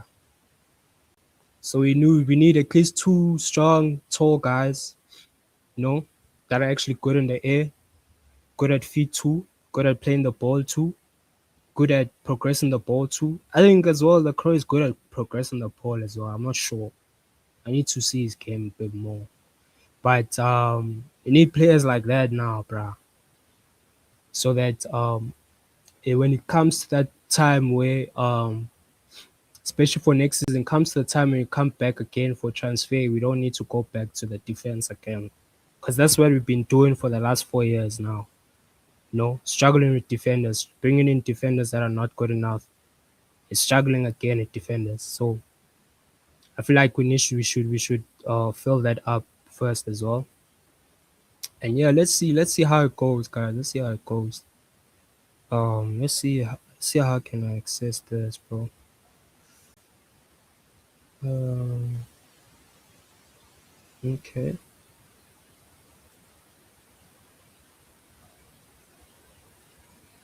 Hmm. Trying to figure out how you do this thing, guys. Sorry. Um,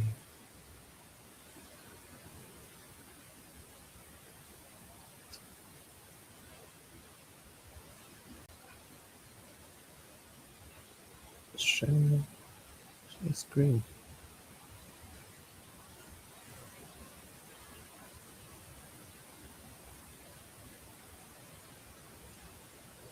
No.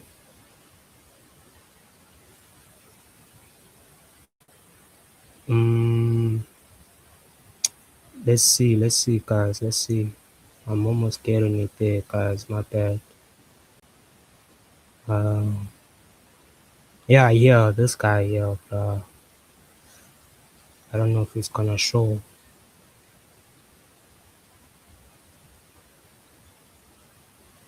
Yo, no?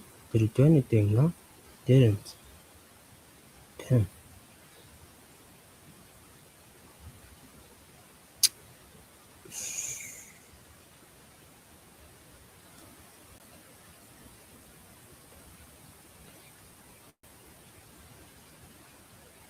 No.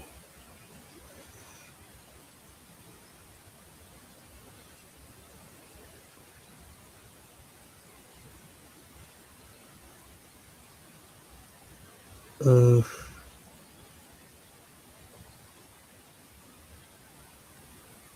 yo, my bad, guys. I'm trying to fire that slide thing. I think the worker knows how to do it. I wanted to show you this thing about we are loaning Sa. See, I think was it Simon Phillips? No, Simon Johnson. Simon Johnson speaking about we loaning Mahmoud Sa. I think, hey, bruh, that's a big decision because he's nowhere near ready for the Prem. I think is one of those other guys again. Like we need to offload as well as a loan deal. He's a good player. He's a good player, but he's not really that. He's not ready for the Prem. So loaning Mahmoud Sa out is a good decision right now. Very good decision. So that he gains more experience, especially in the game, in the English game. If we loan him to like a Crystal Palace, even a young Sunderland there, bro. Like I think he will learn a little bit more from his game. He improve. You probably improve there, and if you see that there's something that's coming up from that guy, then yeah, you can call him back to the squad. Right now, the best decision is to loan out Mahmoud Sa. It's a better option than keeping these kids. Also, one guy I'm also considering also is Asimenyo. Asimenyo as well needs to be loaned out as well. So if you find the correct club for Asimenyo, then I think as well we'll get that deal over pretty much soon. Asimenyo, Mahmoud Sa, one of those guys that need to go out and gain more experience so they can learn something from the game. Um, oh,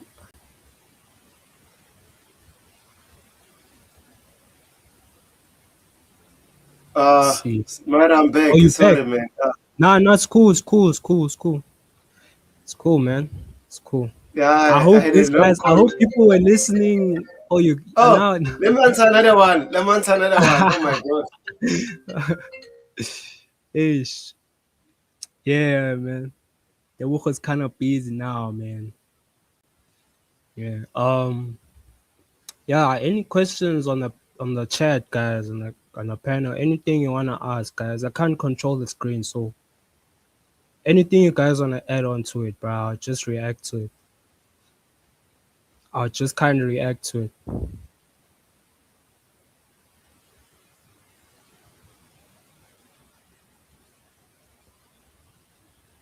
Let's see.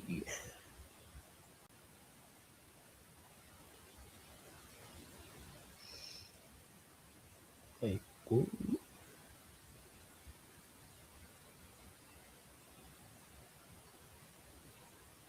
Yeah.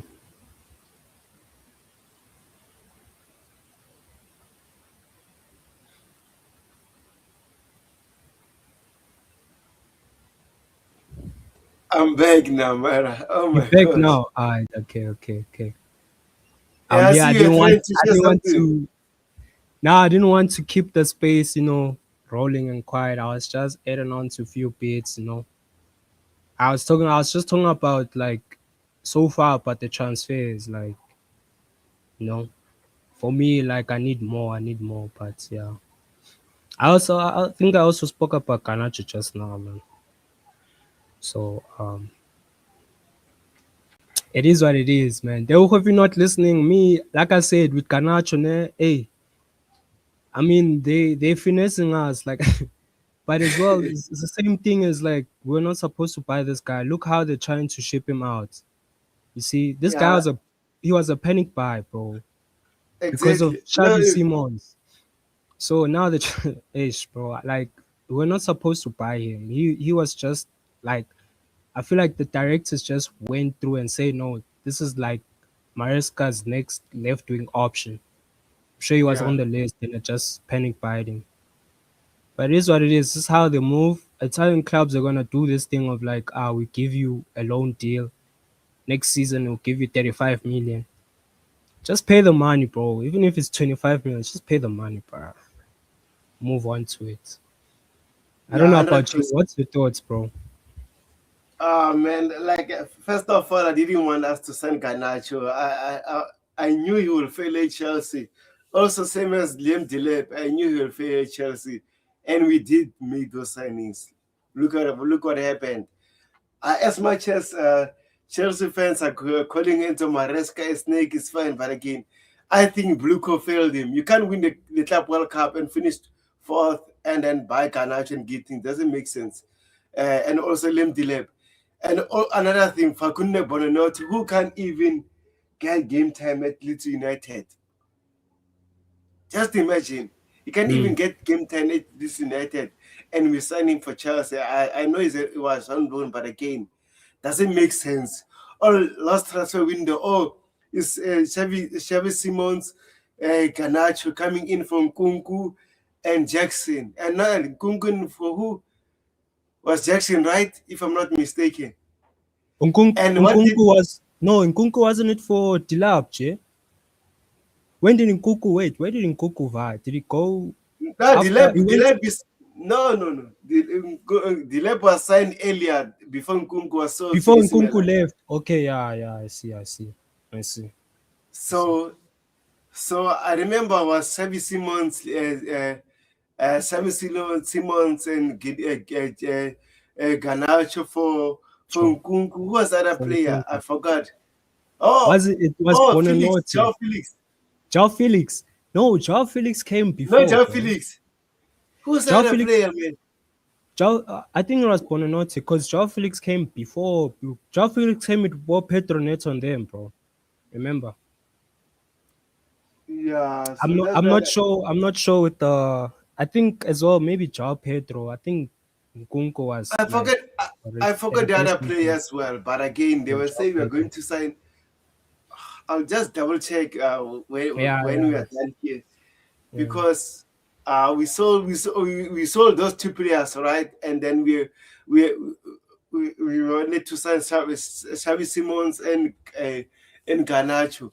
And we went for Garnacho, who didn't make sense. But if we have Xavi Simons is more as a creator than Garnacho. Yes, he's failing his best, but again, I'm telling you Mm. right that if he was playing for Chelsea, he would have become a better player because Better he's playing player with than better. Canacho. Yeah, yeah. Exactly. But again, this Paul Wistendi was so obsessed with Garnacho, and we end up signing him. Oh my gosh! And I was like, okay, I'm going to back the player because it's a Chelsea player. But at the end of the day, I was crashing on him whole whole season. Tebuko, remember, because me, I was in the Twitter spaces that time. I was crashing. Yay! I was crashing out. Like, this was the first time people hearing is like, this guy, why is he crashing out for Kanash? Because I already, so I even told them, like, I gave them comps. This guy made almost 150 appearances for United. What has he done? That is showing you Exactly. that he's a good player. He only showed you that goal against Everton. That's it, bro. What has he done so far? And now it took a lot of people to see that he wasn't the guy that the option that we needed. So I mean, yeah, hey, it comes back to down to what you said. The sporting directors, man, they and also Maresca. For me, I think that part I actually agree with half of the fan base with the Maresca guys that yes, they set him up for failure, boy. It's that's honest truth. Like we set him up for failure because man, like like let's be real, he was not gonna work with Gittins, Ganacho, Lab, all those players we brought him in for. Even Bonanotte, he never gave Bonanotte a chance in the Prem. So yeah, yeah, 100%. yeah, man. It is what it is, man. Right now, hey, we just need to focus on how these guys are gonna bring which type of players now they're gonna bring in now. And Yeah, yeah. and also, are you using an iPhone? Yeah, yeah, I'm using an iPhone now, eh? Yeah, yeah, you need to show me a lot of things because I've just got a new iPhone, but I don't, Ah, I don't it's understand. I don't understand a lot of standard. stuff. Nah. As soon as you get it perfectly, don't worry. It's not complicated, man. Just Yeah, just make since sure just make sure you always online. You have data. If you don't have data or Wi-Fi, bro, it's gonna be a problem. I think.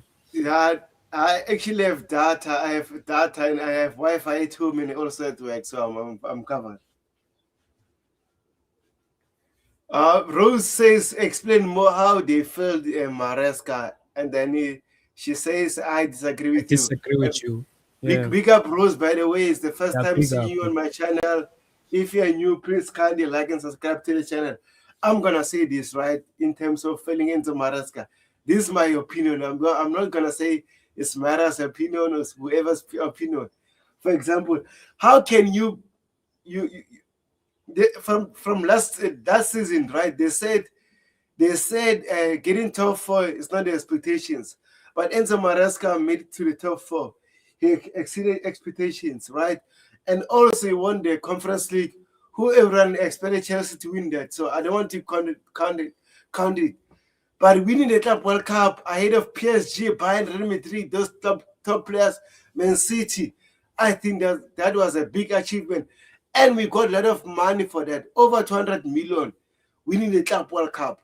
So you can't win the Club World Cup and sign Gittings, Garnacho, Lem Dilep, Facunde Bonanote. Yes, Esther Val already signed him, Esther Val before Enzo Maresca. So I don't want to call it. João Pedro for me, I think is a good upgrade on Jackson. But we signed João Pedro because of replacing Nkunku. We didn't sign João Pedro for him to be a striker. They changed him to be a striker because he can play as a striker. And they made their PR nonsense. Oh, João Pedro is actually a striker, blah, blah, blah. Which was not the case. He's a 10 that can play as a striker. And they made a nonsense PR. Oh, and also my biggest issue, right? He wanted a center back when Levi Colwell was out, bro.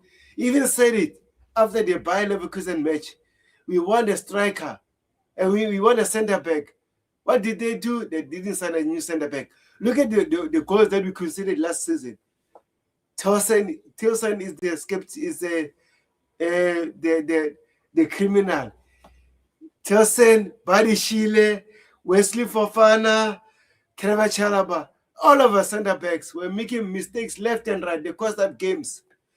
As soon as Levi Colwell came back for 3-2 last 4 games, you can see an improvement because Levi is back. But if you sign 1 or 2 center backs, you could have been a better position.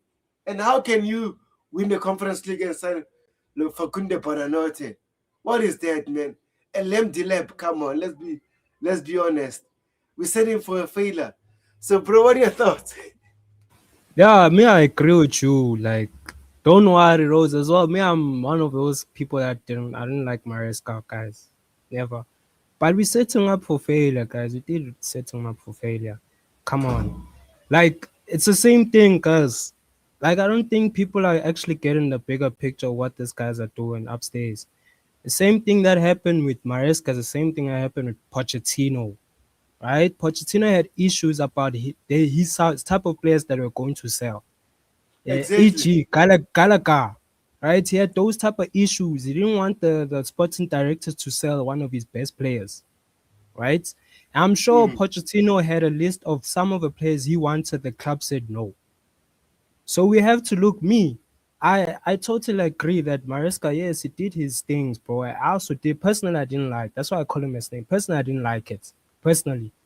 But let's be real. These directors, what they've been doing so far in the last 4 years, they set Maresca up to failure. Because apart from all those managers they signed, Maresca was the one that got them to where they wanted to be. Maresca was the one that was actually driving the project somewhere.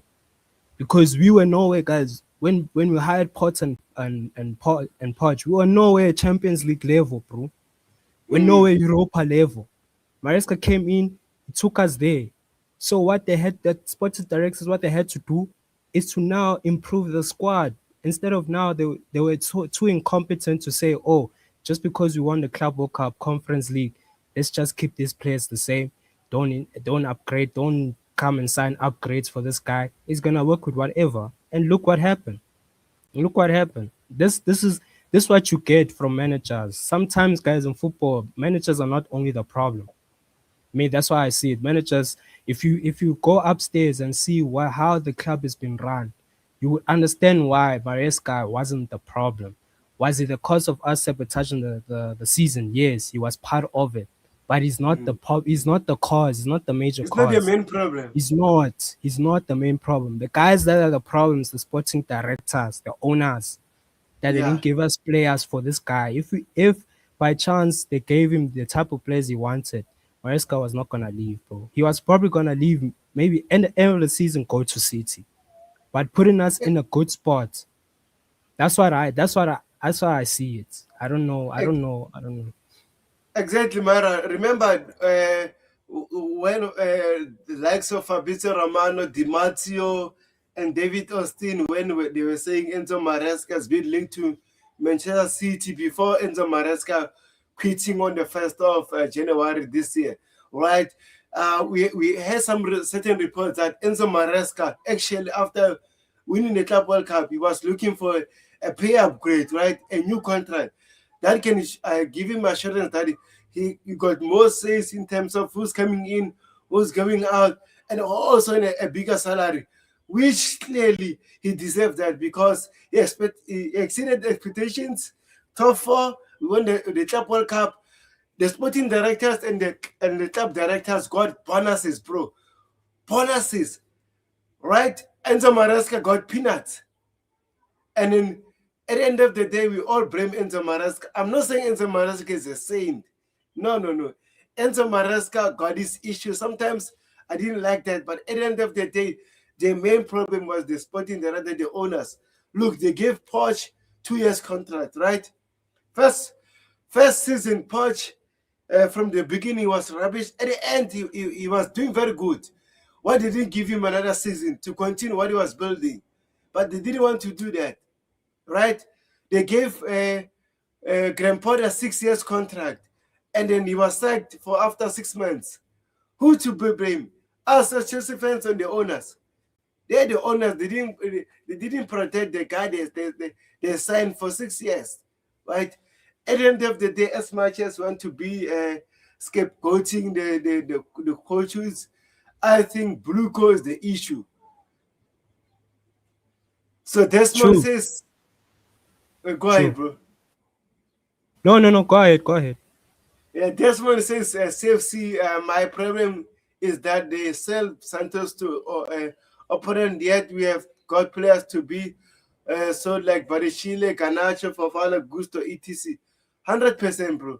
And then he says, I agree with some you are saying, but Maresca was the one who was playing João Pedro out of position. When Liam came in, João Pedro started very well. But again, for example, if you compare the two players, it's day and night, bro. Lem Dilep can even bench João Pedro because Lem Dilep is a good player, but he's an average. You can't go from Ipswich Town to Chelsea. Doesn't make sense. Doesn't make sense. Come on, Rose. Come on, Yeah, come on. yeah. He's, JP wasn't played out of possession, by the way, guys. Think JP the can play style as a 10 as a and a 9. 10 and a winger. JP can play as a winger, guys. He can play as a Exactly. winger. So this thing of guys saying play out of possession, maybe other players. JP can play all positions, guy. Like left, right. I think he can play at the right too. I'm not sure. I didn't see him play at the right at Watford. Only the time I discovered João Pedro was when I was playing for Watford. He was used as a left winger. So that one, guys, JP can play in multiple positions. So besides like Dilap only knows to play one position, the front. So yeah, it is what it is. But we that's how it is. I'm not saying he did well. He didn't do well like with Rosemary with Liam Rosinya, but I think as well he I think he slightly improved, guys, from how he started with Maresca going to Rosinya. I think he slightly improved from there. So I'm happy about that. I didn't bank on him, but he proved us wrong. He proved many people wrong that we actually got a good signing there. So Yeah, unfortunately, Rose, I didn't call João Pedro a flop. I don't know who called him as a flop, but not me. Because I it's always not a said, flop. yeah, I always said when we signed him, I actually said we are signing a new, good player, a job, an upgrade from Nkunku or João Felix. Because remember, João Pedro already had a Premier League experience. He's a big game player. He showed even at Chelsea, even at Brighton. So I never said he's a flop. Whoever said that on this channel, I think we should mention his name and we should call him. Hey, We should call don't him say out. me. I didn't say it's a flop. Man, I didn't say it's a flop. Yeah. If it was me, my bad, my bad. I was probably angry at that time, bro. I was angry. I was angry about how we were moving. Ish. This, how this club can stress you, man. But Yeah, yeah, 100%, Mara. I never said João Pedro is a flop. All I said that yeah, Liam Delap signing didn't make sense. We can't sign Gittins and Garnacho at the same time. Both players were raw talent. So how can a coach compete with a lot of raw players? Oh, it says she says majority of the fans base were calling him a flop, not you guys on the channel. I appreciate that. No, I never said him is a flop because I always said he's an improvement, and then he showed. He's a big game player, 100%. But overall, it's not a flop. yeah. So, Totally man, agree with anything? that. Go ahead, bro. No, I agree. I agree what you said. It's not a flop, bro. It's not a flop. Yeah. Besides the options that I wanted, it's not a flop. Anything you like Anything to else? ask to No, no. Go. I was saying anything you like us to cover before we wrap it up.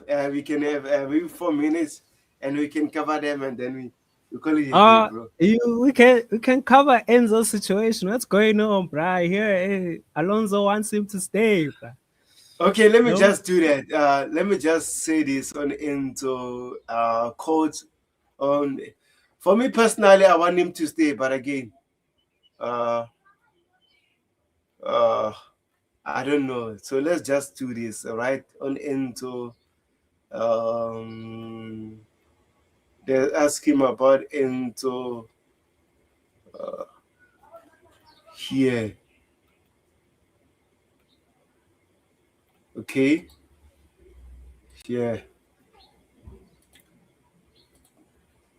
Xavi Alonso, they ask him, Xavi Alonso and Enzo, have you spoke? We have spoken, but as you can understand, we spoke about uh, remains pocket remains private, but yes, we have spoken, bro. Enzo Fernandez is a type of Enzo. I mean, is perfect player for Xavi Alonso because he can give us what Xavi Alonso was doing at Liverpool, by München, and for Spain as well. But again, if the player wants to leave, what can Xavi Alonso do? Right? But personally, for me, I'm greedy as a Chelsea fan. I want Enzo Fernandez to stay at Chelsea. Let's see him under Xavi Alonso. If it's not working out, sell him next summer. Why not? So, what are your thoughts about it? What Xavi Alonso said about Enzo Fernandez? Yeah, me, I'm happy. If he rates him, I'm happy, bro.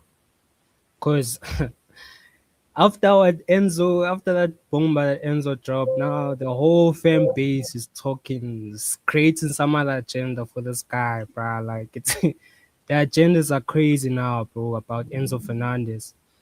I mean, it's one type of player that improves our midfield, guys. So we lose this guy, which type of profile we get in the market, who's gonna do what Enzo's doing for us? Let's be real. This guy is a midfielder that's giving us GA. Remember, he came in, wasn't giving us GA. Now he's a midfielder that's giving us GA. Huh. So I'm not gonna be on the side of when people are they want him to leave. Man, I want him to stay. But as well, it goes down to him and his agent too. I think his agent also kind of did some other things because I Yeah, feel a like lot of damage. his agent I think wanted him to get a big move, bruh. So he did a lot of damage to like his speculations. That's why Real Madrid came out and say no, they never wanted to, they never had intentions of signing Enzo Fernandez, which caused another riot on his part, bro. Because now Real Madrid is out of the line. Who's gonna sign him for that type of money? PSG? Nah, bro. No ways. Check. So I mean, it is what it is, man. If he decides to stay, he stays. If he doesn't want to renew his contract, if he want to extend his contract, then fine. Let him stay one season. We sell him next season. That's my opinion. But so far, the guy is an improvement in your front because it's not that guy further in the field, especially in the forward, bro. He's gonna give a lot of, bro. This guy saves you. The people, the fact that people miss out that this guy was really important for us giving us points last season. We could have finished 14th, gents. Couldn't have finished 15th if it wasn't for Enzo Fernandez giving us points because of his GA. And Joao Pedro, so I'm not gonna leave Joao Pedro. If it wasn't for Joao Pedro, Enzo Fernandez, those players, we could have finished 16th, 17th. Promise you guys. Yeah. Promise. But Yeah, yeah, Rose says sell Enzo. His heart has always said on Madrid from the first day we signed him. I disagree on that. If his heart on Real Madrid, why did he wait for Real Madrid when Chelsea was looking for him? He should have rejected the offer because Benfica were rejecting the offer. The only way we signed Enzo Fernandez is because Enzo Fernandez was pushing to come to Chelsea. The time we were calling for him.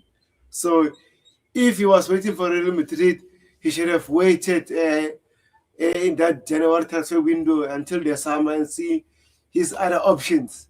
So I don't agree on that. But again, if Real Madrid or whoever wants him at the moment should pay the asking fee. If not, he stays. Simple as that. But my only concern is that if we sell Enzo Fernandez, who's going to be the replacement? That's my only concern. Because Bluco, right? They're not going to not sign another not Traumeni, not Traumeni, not Kamavinga. Guys. another 18-year-old from somewhere. Yeah, that's the biggest No concern now. ways. No ways. I think that's the reality I don't want to experience. They will because you sell this guy, give us another chunk like Alex Scott. Ah, bro, come Alex on. Scott, bro, West Ham. Ah, bro. Nah, Walton for him. Nah, I'll take And Walton for Santos, but not for Enzo, bruh, because that doesn't make any sense. exactly, doesn't make sense, right? And then also, right, for those players, they want around 80, 90, 100 million. Are they Exactly. worth it? No, absolutely not. What have they done to be worth that cash right now? Same with Exactly. Anderson. What has he done? No, no ways, Nothing. man. Nothing. Nothing. Anderson done nothing. Nothing. So yeah. Uh, check the reports from since he was at Chelsea for 6 months. Madrid link started. Yeah. Yeah, but also I think for you as a Chelsea fan, if a Chelsea player is linked to Real Madrid, is showing you something that the player is a good player. Real Madrid doesn't sign bums. Real Madrid doesn't sign average players, right? But Chelsea do. And Enzo Fernandez, he was one of the first players who were signed under Bluco. So he has seen a lot of nonsense that Bluco is doing. So that's why he's pushing to away to move from Chelsea. So him himself, he got big ambitions than Bluco. So I don't want to blame him as well. Bluco Me, signing up. I also want to ask something. The time Yeah. when Eden Hazard was pushing for a Real Madrid deal, did you guys say we must sell Hazard? I just want to No, ask that no, because no. I asked that same question on the group chats. When Hazard asked to bounce, did you actually all say let's sell Hazard, guys? Let's not do this, guys. I respect you guys, but like, nah, man. Let's see things in an objective manner. I mean, I understand what it did was wrong, but for me, it was right because I've for 4 years I'm blue call out, bro. What he came out and said in the media, I support it, bro. Because as a big club, you're not supposed to let your best players go in a moment where your team is struggling. You finish 10 players, all your best players want to go. Look at Cucurella. Cucurella, before he left, Cucurella was busy talking about, oh, Chelsea is the club that I want to stay at. I'm happy at Chelsea. Mm, Then when he came out to the media, he dropped this bomber. Now all of a sudden, he started speaking about, oh, I want to play in Spain. I wouldn't mind going to Barcelona again and play there. And look what happened. These are the signs that showing you that yo guys, your best players are coming out to tell you there's something wrong upstairs. Fix it now. If you don't fix it now, we're going to Madrid, going to Barca, going to Bayern, going to PSG. We're going to all those clubs that are winning. You guys can stay there, become 10th place if you wanna be mediocre. So I see it in an objective way about this guy. This guy, bro, what he did for your club, guys must be grateful. Must be grateful you have Enzo Fernandez, man. So quality player. I love this guy. Yes, I had an agenda when he came first. He came in the first time. Remember Tewuko, me and Dante were going on and on like me. I was telling Dante, me, I want Lampard vibes from this guy. He's wearing number 8 for a reason. And yeah. what he did so far for our club, guys. Let's be honest, man. He has been carrying our back, and he deserves some little bit of credit for what he has done so far for our club. So yeah, let's I think from there we just need to understand his situation, and yeah, and let's see how Enzo is going to now you know deal with it now because he said he's going to speak to Alonso. Say Alonso said they're gonna speak now privately, so let's see what he's going to say. I hope he stays, man. I hope he stays. Yeah, like my only concern is like I said, Mara. Him leaving is not the only issue. My only issue is the replacement. It's not. I'm saying we need like the Enzo Fernandez profile. The only issue is the blue co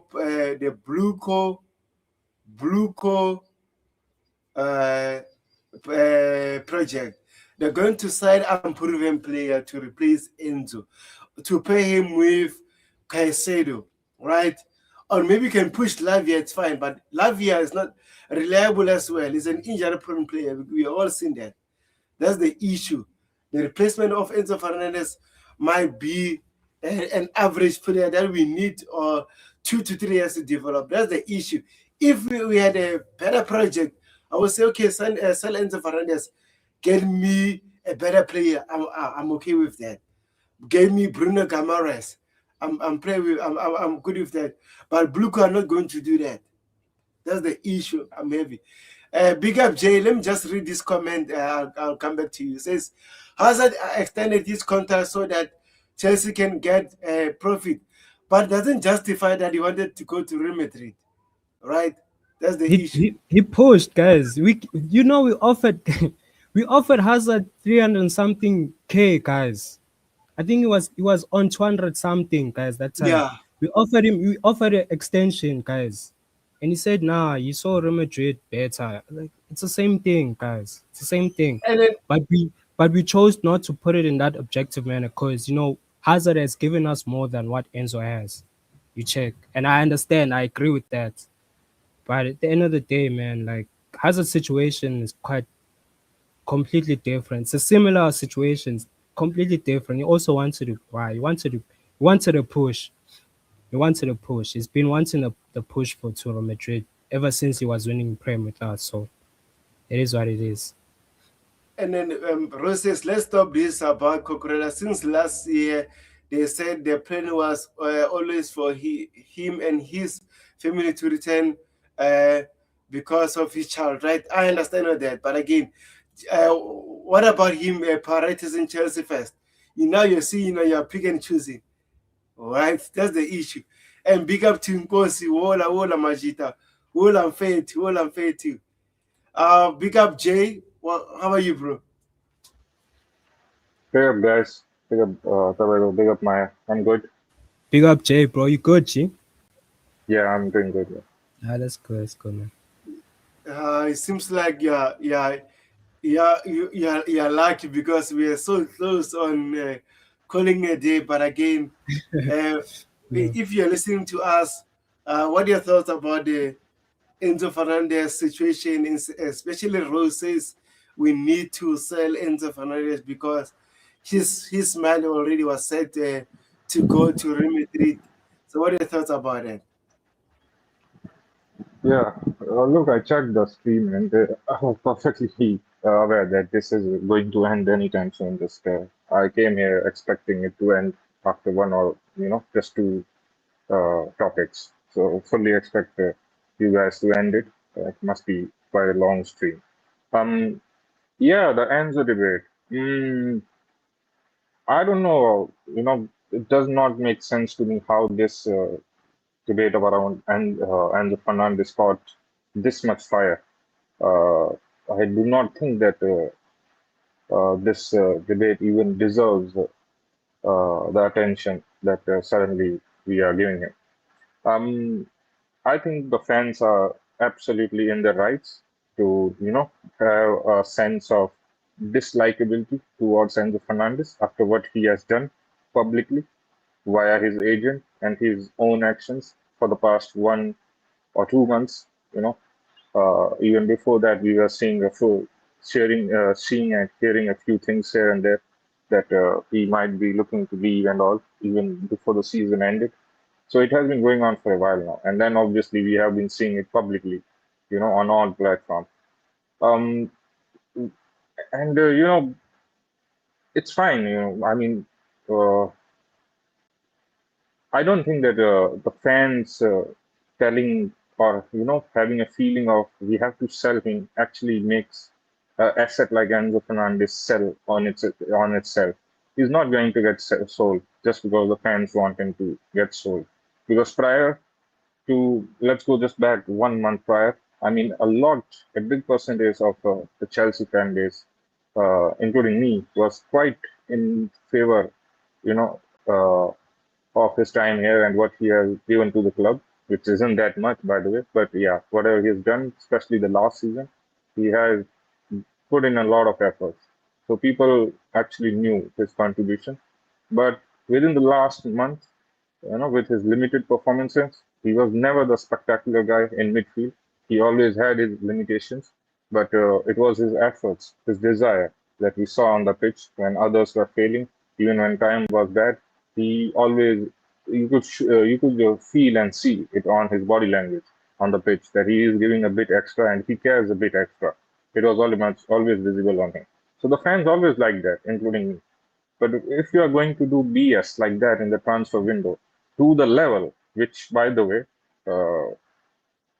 has been done by no Chelsea player in the past, where a certain club has to, in Spanish, it's put out a comunicado official to stop your agent and yourself for doing the shenanigans that you have been doing. A literally interested club for whom they have been mentioning the ring, which is Real Madrid, they literally had to put out an official announcement to put an end to that. No Chelsea player, because there is a thing that is going on there. People are actually comparing players from the past of the Chelsea players and comparing this situation. That did the Chelsea fans behave in similar way? There are multiple levels of argument in which we can, say that the two arguments never really compare itself. Uh, because of the intensity, as I mentioned. There is no single Chelsea player who has done what Enzo Fernandez and his agent done to the level or the intensity where the following club had to put out an official announcement uh, against them, which is a big thing, by the way. So for the fans to get angered, it's pretty normal. It's pretty obvious. But since he is a big asset, 120, 130 million, that's the value that has been quoted by him, and that is a fair price that Chelsea actually wants to get for him because of the market and all. I don't think that fans being angry and fans telling the club to sell him actually makes the club sell Enzo Fernandez. It does not work like that. We have our right to get angered with him. What the worst thing that he has done is he has put to and made the fans his enemy. He has brought all the the extra trust that he has earned from a certain group in this fan base. I think he has made that he has brought them back to the zero line. Now everyone will be ready to pick on him if he makes a mistake. It's on his own. It depends on him only now, going into the upcoming season, that he has to put up performances. He has to make himself more, vocal in terms of performances and his actions on the pitch to win back the fan base. And we are very much open to, supporting a player if he is giving that performances. But if he had made mistake, if he would have been having a difficult time, the fans would have understand. Now we are not going to understand because we literally destroyed that legacy in the last few months. That is his own damage. So that's where I stand. The fans selling or wanting to sell him does not actually make himself. He's a very big asset. The club does not give a f about what the fans have an opinion about such a valuable asset. It's not going to happen on that. Secondly, the comparison. With all due respect, even to Meyer as well, he made a few comparisons, but to a certain guy in our group who actually started this comparison, who actually asked me this question, and few others as well. It doesn't even makes sense. We have to be respectful towards our legends. Putting Enzo Fernandez in the same bracket, in the same sentence, as guys like Eden Hazard, as guys like Didier Drogba, and as guys like John Terry, it's a very, very big disrespect to those legends. This guy has done nothing close to these guys. There is a level, there is a bracket of players, maybe one or two brackets lower. There are guys like Willian, there are guys like Pedro, there are guys like Oscar, there are guys like Mata, and all those guys, right? And for me, Enzo Fernandez hasn't touched them. He hasn't even touched that level, which is quite below our legends, by the way. Even in terms of number, Willian had what, 100 plus GA? Enzo Fernandez has 50 GA. I know he's an attacker and Enzo is a midfielder, but even Oscar, even Pedro, even Pulisic for that matter, he has close to, all the statistics close to him. So there is a level to whom you can make or put comparisons. Enzo Fernandez, you cannot make comparisons with Eden Hazard. Why? Because Eden Hazard is a legend. He won Chelsea a Europa League on his own. Literally, he literally put the team on his back and won that competition on his own. He was the guy who was one of the main players, who was the main element for us in the victories, in the last two Premier League victories. He was the last player, as far as I remember, who was the player of the season for us, winning this prestigious trophy. That is a very big achievement. He got huge numbers in G and A. He's one of the legends. And then he had interest for Real Madrid for a few seasons, but he was giving respect to the club. He never made those shenanigans. He always, obviously, a player always wants to join a Real Madrid. There's nothing bad in joining Real Madrid. But Eden Hazard always, for the 3 years, he was postponing that desire. He was always postponing it because Chelsea didn't want to sell him, because the fans wanted one more season out of him. For 3 seasons, this was happening. Finally, when he won that Europa League, finally, when he achieved a lot, the fans were very much happy. And the note on which he went to Real Madrid, winning that Europa League final against Arsenal, having that spectacular final. And I think even in the semi-final, he won that match on his own. So that whole tournament he carried the team, won it against Arsenal in the fashion we all remember what he did in that final. The fans were very much happy. That is the way you went. That is why the fans had no trouble, or they were not making the fuss about Eden Hazard. If people want to compare the two situations, he had given a lot to the club, to the fans. The fans were actually happy. The fans actually wanted to wish him good luck. A lot of the fan base were actually sad how his career went at Real Madrid. They were not praying for him to get uh, a flop tag at Real Madrid, because he did a lot. So the trajectories are no way compared to what Enzo Fernandez is doing right now. Yes, he has a certain GA. Yes, he is putting effort, which I actually acknowledge. In the last few seasons, things have not been easy. But just because things haven't been easy, you cannot go on and do the things that you have been doing for the past month or so. These are not contract negotiations. You cannot tell me these are basic contract negotiations. No, you are disrespecting the clubs on several levels. That just shows me that you never cared about the club. There is a way, you know, there's a manner in which you have to deal with these situations, which he has Yeah, not. And yeah. yeah, but I have a question for you, right? Before I give Myra the platform to react by what you are saying about ins and everything. In terms of what Roman Ibrahimovic, Marina, and Emiliano was running Chelsea, buying ready-made players or top young talents, for example, Hazard, Oscar, Mata, they were young, but again, they were top players, right? They were showing some signs that they can be world-class players, right? In terms of what Romano was doing in Bluco, Enzo, do you think Enzo Fernandez is not right by trying to move out of Chelsea, because he's been there for 5 years now, 4.5 years now, since Bluco took over, and he's saying we're doing the same things.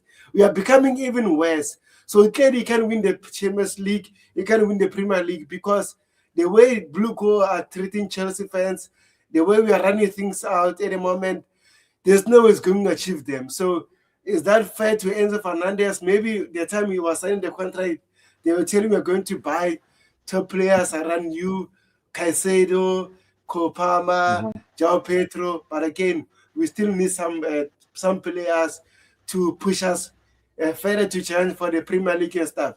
Do you think it's fair for Enzo Fernandez as well? Let's forget about his agent and what he said in the media. Him as a player, do you think it's fair to him? The last point that you make, the agent is the representative of Enzo Fernandez. There is no way that the agent is making or doing stuff on his own. Each and everything that he is doing is coming or has been checked or has been approved or even, given more fuel by the player and his family.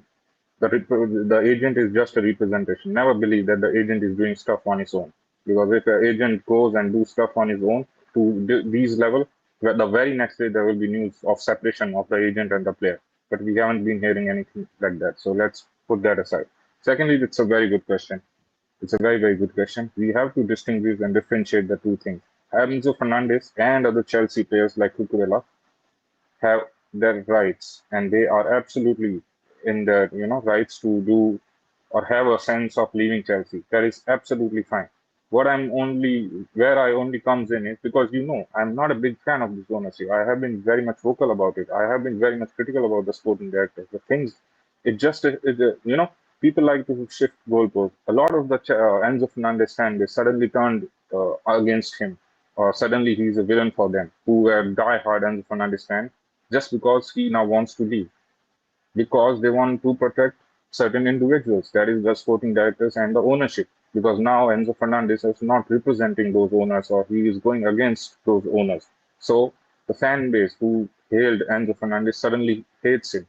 We have not been behaving like that. I always thought that Enzo Fernandez is a decent player. I don't think he's a world class midfielder. I think there are a lot of other better midfielders in the world ahead of him.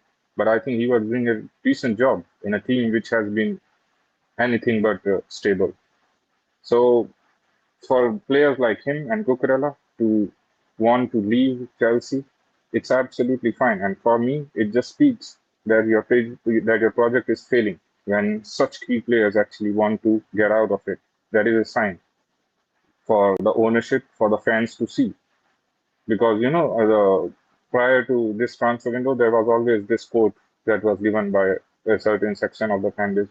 Oh, our important players have always been here. There is no big, main project players that has been sold yet now. So why you cannot say that they are here for the sales or the profit because all the big players are here now. Well, you cannot make that logic now because one has already been sold. That is Cucurella, big part of the Chelsea project, and Enzo Fernandez, the very first signing, the very first mega signing of Blue. He wants to leave. So the two are very separate topic. I absolutely agree with you that it is no fault of any player who wants to leave Chelsea after the season that we had or after the 4 seasons we had. Let's few points straight. We have 4 seasons under this ownership. 3 times we have finished outside the Champions League positions. The one time that we have entered the Champions League under them, we have faced our most embarrassing and heaviest defeat ever, which was against PSG, the 8-2 or 8-3, right? So we cannot even count that as something big. We have finished 10th, 12th, and what, 6th, 7th? And once we have finished fourth. So these are not remarkable numbers for any player who is in the young career who wants to develop and become something big. For them to feeling detached from this project and want to leave, it's absolutely fine. I respect them actually, and that is only the sign of a failing project where your big players who wants to get out of the club. But that does not justify the behavior of Enzo Fernandez. There is a method, there is a way in which he wants to leave the club.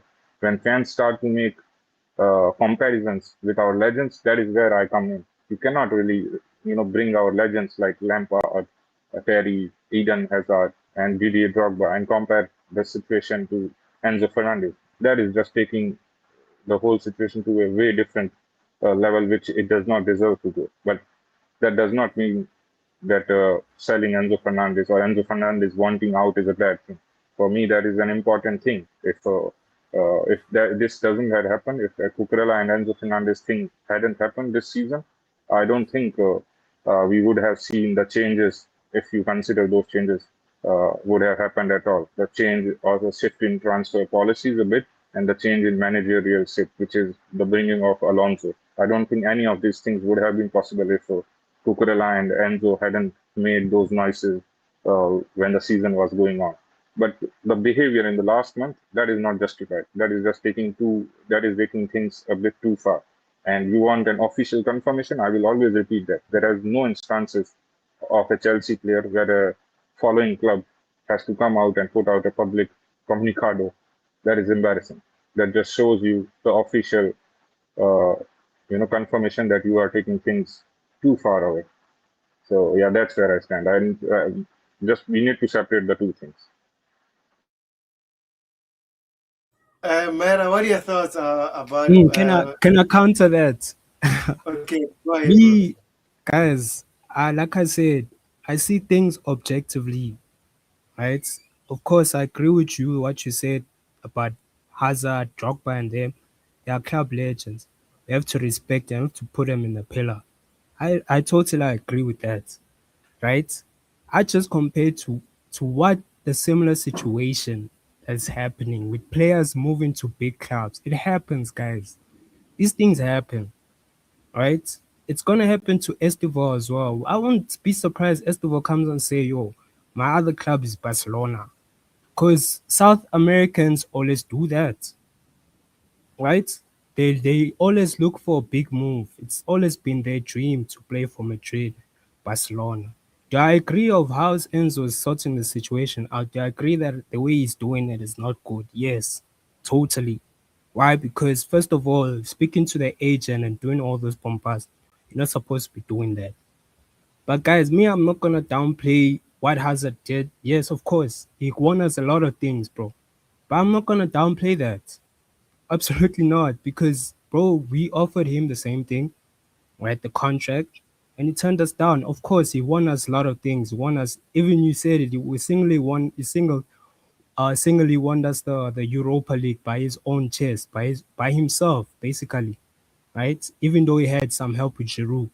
Of course, I have to agree with that. Same with Mata. Same, you even mentioned Oscar. I don't think Oscar really is part of that because Oscar kind of like gave us 1 or 2 seasons for us. But I'm not gonna like also chip down on Oscar too. But I'm not gonna come here and say yo as well. Enzo Fernandez is also the issue. Of course, we have seen the similar thing that happened with him and Benfica. Yes, he was pushing for a big move. He did the same thing.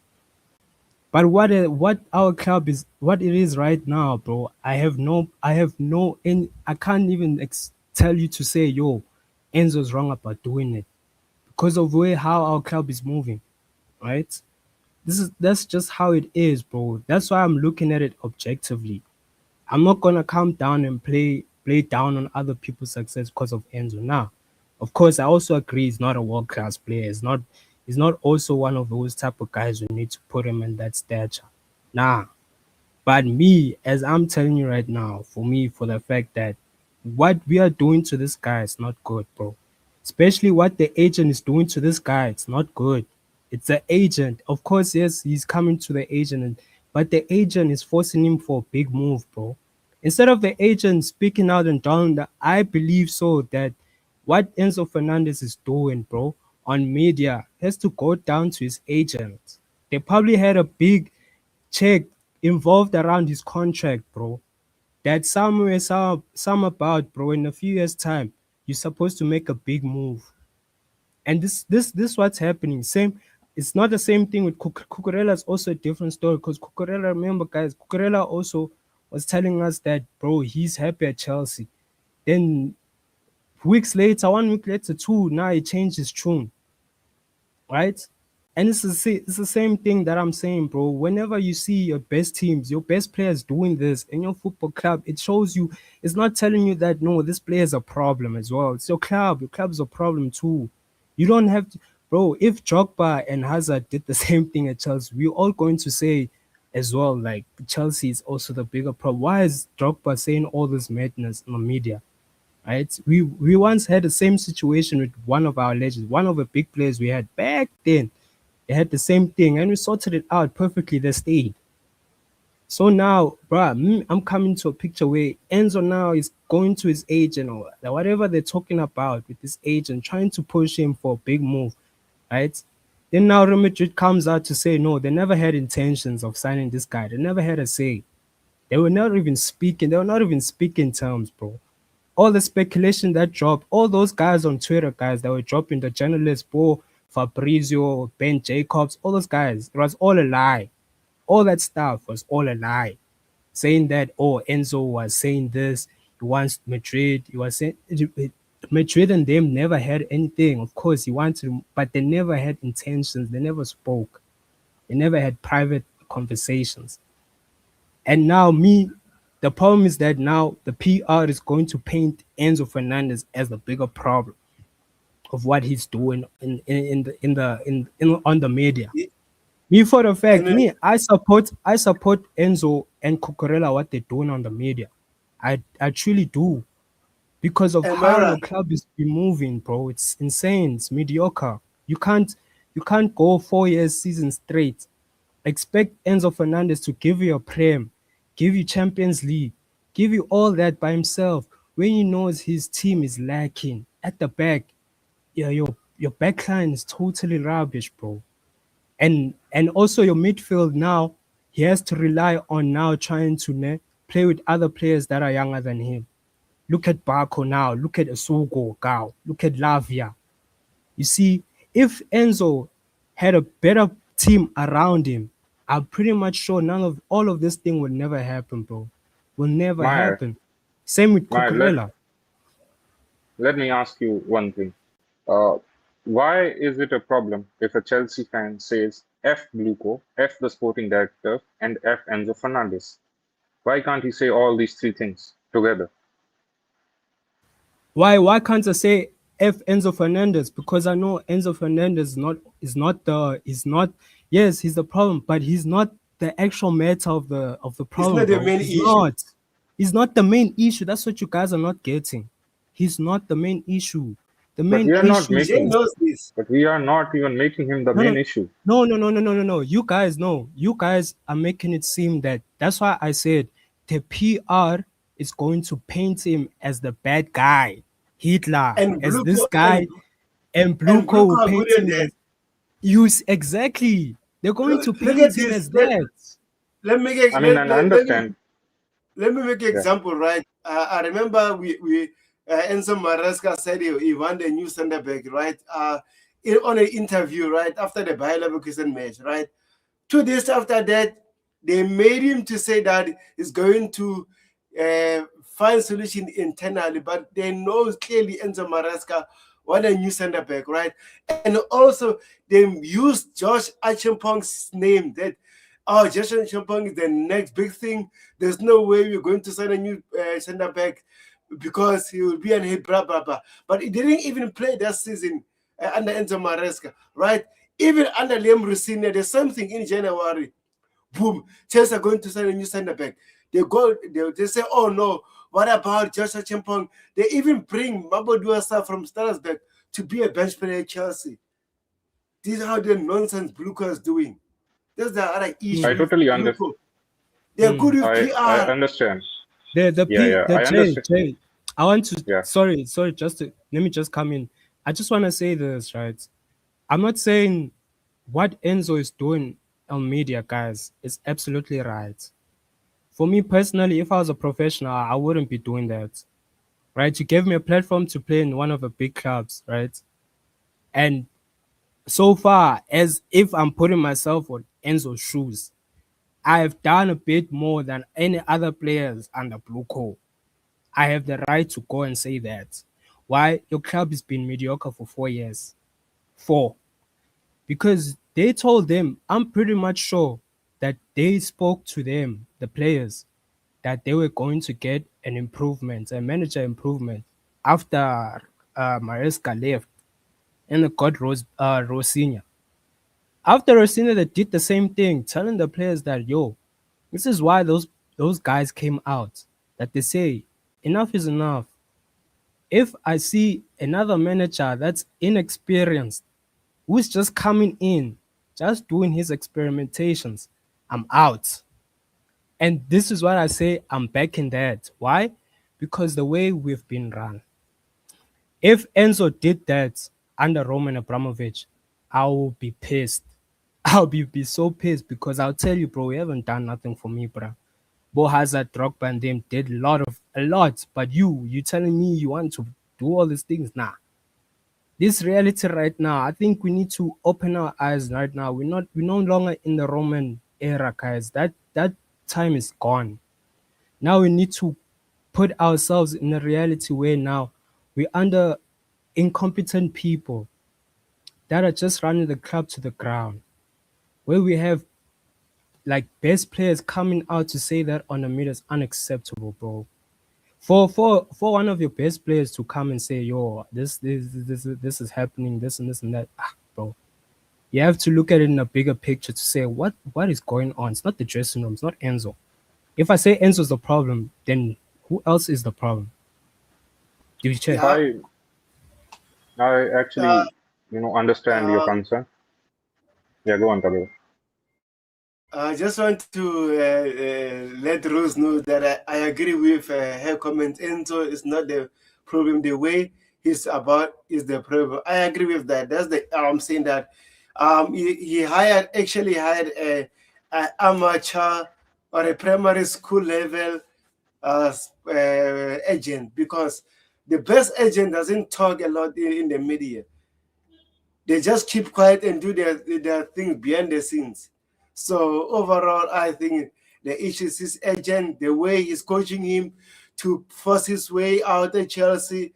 Even his agent saying nasty things in the media from Marca and ESPN Argentina, which is nonsense. Overall, I think the issue is his agent, but again, also the club, the way we are running things as well, it's wrong. Go ahead, bro. And also, she says no one is painting Enzo in a way. He was doing too much. That Madrid had to tell him and his agent to stop. That's the thing, bro. Go ahead, bro. Jay.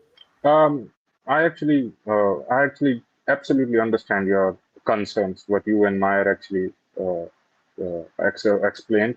I think this thing is happening, and there is a very, big possibility that this might be another element used by Luco. If things go wrong, there is a big chance that Enzo Fernandez will be the next scapegoat after what he has done. They would be, it would be very easy, and that's where the problem is. I think we have lost, as our fans, we have collectively lost our objectivity. We have lost our minds. We are not smart. We are not. We cannot distinguish anymore things. We can say what Enzo's been doing in the transfer, as because what he's done in the last month is also damaging to the reputation of the club, and what Bluco has been doing is obviously much more damaging in the last few years, because all these things contribute to the damage of reputation. Then the club suffers, no one else suffers. And I'm not at all supporting Bluco at all. And I actually believe that your concerns are very much valid. A lot of the fan base, because we are just not smart. That's how our fan base are. We are, very much pushed away by agendas, and then we can't really see reality as it. A lot of the fan base now being angered by Enzo, and when things go wrong, and if the owners and the sporting directors, through the route of PR, might put Enzo as the reason to, distract the thing, a lot of the fan base will buy into it. They will actually target Enzo. They will think Enzo is the problem, and that for that period, it would actually work for them. I understand that. But that's not where I stand. That's where a lot of the Chelsea fans who are smart enough to distinguish the two matter stands. We can call out Enzo's things in the last month BS, and we can still be very much objective and very much open to what Duco and this ownership are going to do in the next season. I am going to still, I would still be very much critical about what they are going to do. I would still be open to criticism as well.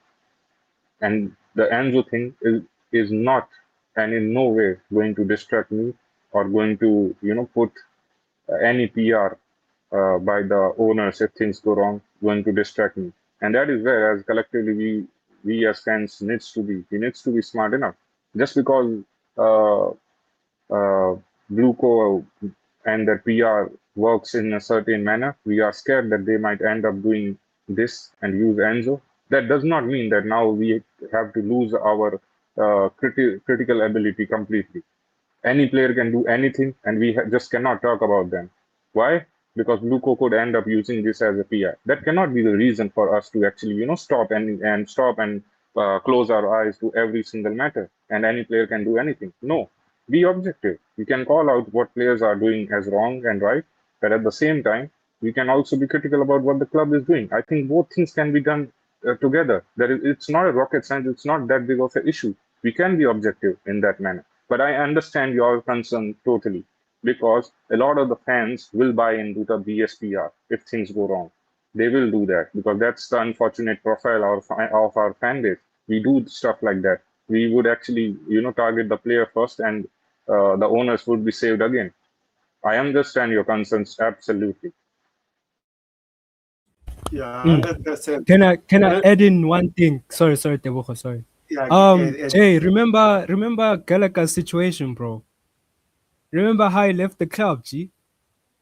I actually wanted to talk about it. Yeah, exactly. remember, we were supposed to give him a banner. Remember, bruh. Blue coat guys, I'm telling you, I swear, bro. Man, I'm tired of those guys. Honestly speaking, I'm tired of how they're running our club, bro. It's Yeah, they're painting most of the guys as scapegoats. They did it Maresca, some of the players, even Pochettino. It's it's not good because I'm not going to say the whole fan base is stupid to fall for it. No, I don't think most of the fans are dumb enough. They're just in that position where it's all sentimental, bro. We're all going through those emotional things, bro, because of how we've been run.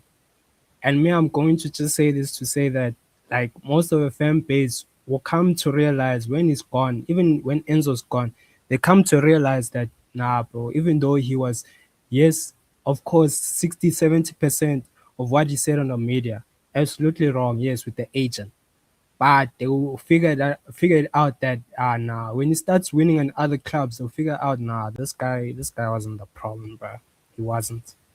So I mean, Teojo, you wanted to say something about Gallagher. Yeah, I remember after that season under Pochettino, right? He wanted to keep Conor Gallagher, right? And then as soon as Pochettino and Chelsea couldn't find an agreement, they part ways because of mutual concern and stuff. We had Enzo Maresca, right? And the way we pushed Conor Gallagher to go Atletico Madrid to get João Felix, clearly can see Maresca didn't want João Felix. No way a player like that can stay at bench so long until he decided he wanted to move away to AC Milan. Even alone was fine. So clearly we used Conor Gallagher to go to Atletico Madrid to get João Felix. But the issue is that Enzo Maresca want João Felix. Clearly not, because when Cole Palmer was struggling, he didn't even give João Felix enough game time to showcase his talent. Clearly, we were pushing certain players to coaches that they were average because the way Blue are doing things. We're hiring average coaches, we're signing average players for them to say, let's say, in our project. But now we have Xavi Alonso, right? A good coach. Clearly, in terms of players, he was world class. As a coach, he's a potential to be a world class coach. He's not at the moment, but now is a potential to be that. Now we need to give him tools to be successful. Are we doing that at the moment? So far, it looks like we're not doing that. We are not that. Look at Spurs, bro. Spurs finished 17th. Yes, they overpay for certain players, but again, bro, their transfer window so far, 10 out of 10. Tonali, Fernandez, Senesi, Van Hecken, bro. Bro, look at Chelsea. We got Palestine because Inter Milan wanted him, and then we came in fast, we got him. That's the only way we got him. But if there was no other clubs looking for him, we should have even now still dragging, just looking that we are going to get him. But now, bro, you are seeing the true colors of Bluco.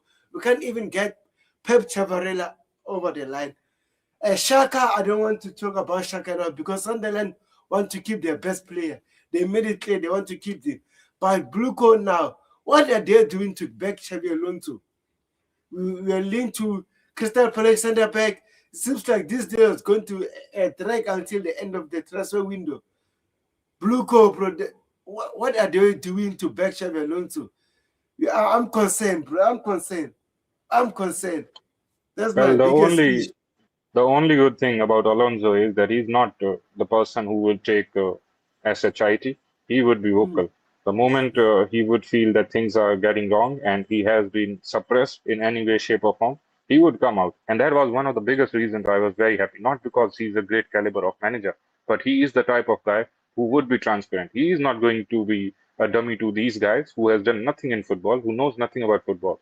He's a legend, Xavi Alonso. If he is not getting properly backed, if things are getting forced on him, he's not going to remain silent. And if Xavi comes out and calls this ownership and leaves Chelsea, that would be the last, straw or the final nail in the coffin of this Blue ownership. So I am happy that he is here because he's not going to take any BS. That's the good thing about it. 100%. Anything you like to add, Myra? Yeah, 100%, 100%. I agree, Jay, with that. Like we said, we even spoke before about his appointment. Like, if they don't back this guy, guys, now Maresca 2.0, bro.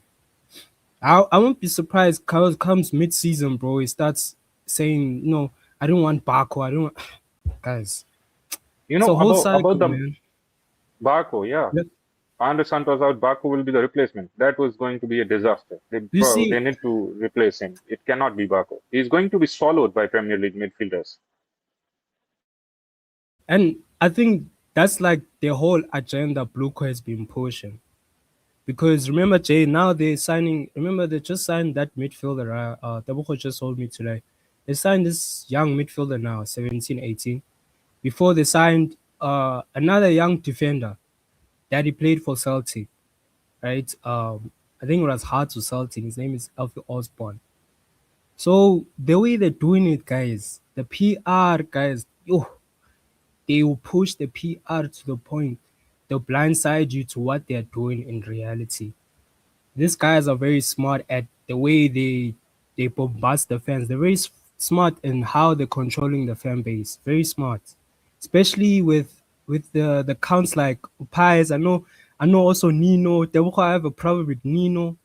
I'm gonna have a problem with Vince now because Vince is also moving the same way, but sometimes Vince keeps it balanced. He keeps it very balanced to a point where he calls out blue coal and sometimes you back some of the signs. That's why I like about Vince is a really balanced guy. Some other guys, the blue big accounts guys, they pushing this PR for the fans to really not see the bigger picture, the bigger aspect of what's going on right now. And if Alonso doesn't get back, and remember, this guy is right. When Todd Bowley and Ekbali came through, they said we'll be competing, we'll be the most dominant team in the next 4 to 5 years. Now it's the fourth year of the project of Blue Core. We finished 10th place, right? I don't know what domination they were thinking about in the football world. Like Club World Cup, Conference League is dominating. Nah, bro. You have to do much more than that for me in that aspect. But You know, yeah, on the go. manager debate, now on the managers debate, we don't even need to go into details. The last two managers, Enzo Maresca and even Rosinho and Pochettino, the fan base were not really in support or these were not the favorite candidates. These were the choices of the ownership. If you can't really, have things smooth around your own choices. All these three managers, or especially the two, Pochettino and Maresca, the two bigger ones, all of them two had disagreements with the owners themselves. So you cannot keep agreement with your own choices. Forget the fans. We never had our managers being picked up. It's now that Alonso has come, and now it's the first time I think that the fans and the owners are basically on the same page the the choice. But prior to that, Maresca, and we don't even need to go into detail what Maresca asked for it and he was not back. That is the details. On the surface level, I can claim that you have failed as a ownership because it was your guy. He was a nothing. You made him something, and they are backstabbing you after a certain while. If you think that he has backstabbed you, if that's your argument, then that is even worse. You're getting backstabbed by a guy that you picked up.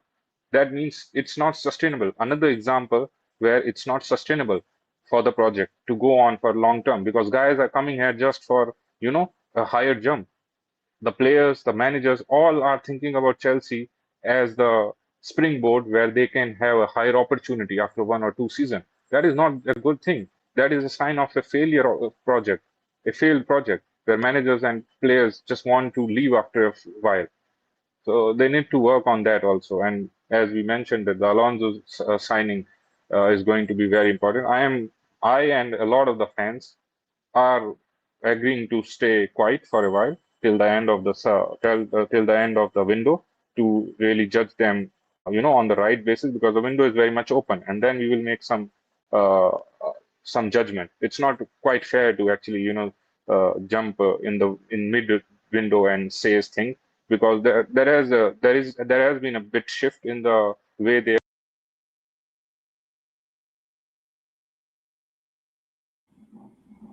Oh, seems like we Uh, lost yeah, Jay. yeah. He's back. He's back. Now go on, Jay. Yeah, it seems like we lost him, bro. Jay? Let me just read this comment. It says, all the players who are getting signed are not in the World Cup. And also, she says those two players you mentioned are for under 21s. The star player from under 21 are getting loan, so they need replacement. I agree with you. I don't mind that. But the only key issue is that Rose, that what is happening with the main team? Because the main team needs to be successful in order for this kid to be great as well, right? Look at Barcelona. Barcelona likes to promote 3 or 4 kids from the academy, but already they have a good base, right? In terms of experienced players, Lewandowski, Aranjo, Ter Stegen. They have De Jong, Rafinha, because they have already a core of experienced players. What about Chelsea? Which player is experienced enough at Chelsea now? You can say you can trust him. Which player is experienced you can trust him? True. That's the issue. Did you watch? You watched the interview of Alonso, right? Yeah. Yes. There was that part he said he wants the experienced players to also give out their own experience to young players. And that was one point I took out and say, yo, Bluko, I hope you're listening, bro. I really hope you're listening. Because exactly. he's basically telling you, Gee, go give me ready go players right now, bruh. Right now, before things go sour. Before. Even you That's why sign you the want most talented under 21, it's not gonna make a difference. It won't. Right now, it won't. If you don't have any experience or any older players, yes, we have Torsen, we have Sanchez, we have Rhys James, right? We need to stack a bit more from those pile. Cucurella just left. He was one of those guys. Cucurella was one of those significant guys that was helping some of these young players. There were some of these young players looking up to those guys. The more we get good players and older players, guys, the better for these kids. These kids learn from older guys. With me, I learn a lot from coach. I learned, bro. I may be young, I learn as well. It's part of experience, part of the games, part of life as well. So, I mean, if if they're not listening, what Jay said, right after the window, we want to see what type of players they're gonna bring in for this guy.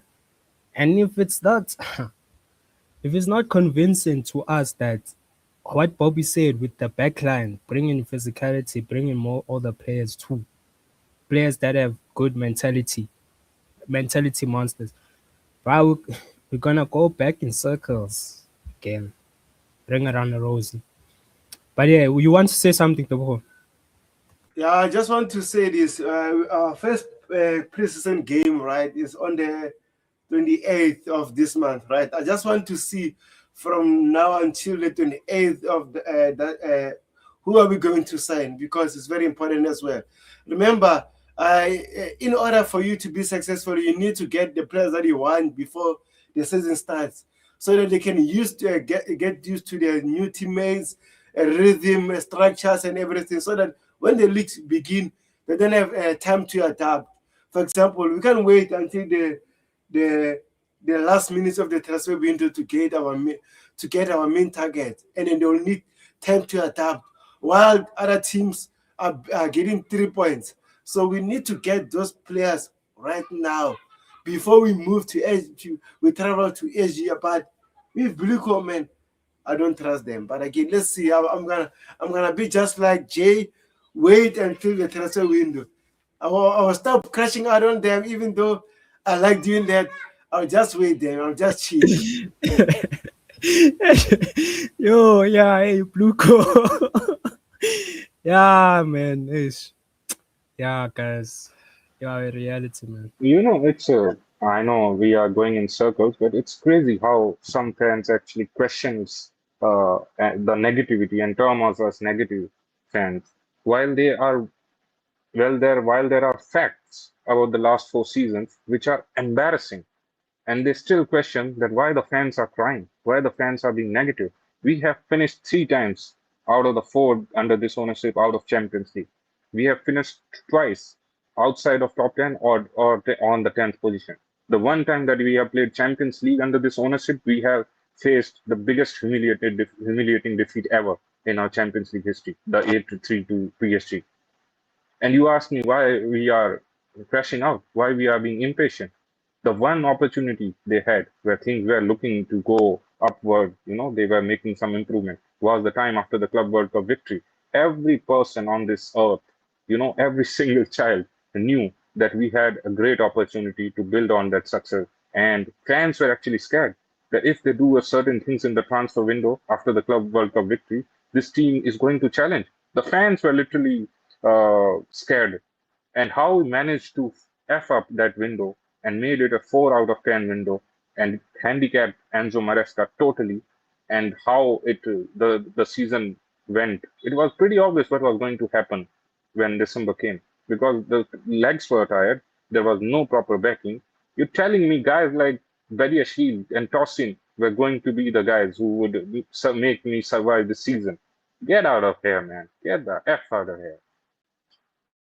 Yeah, 100%. Rose says the main target is centre back.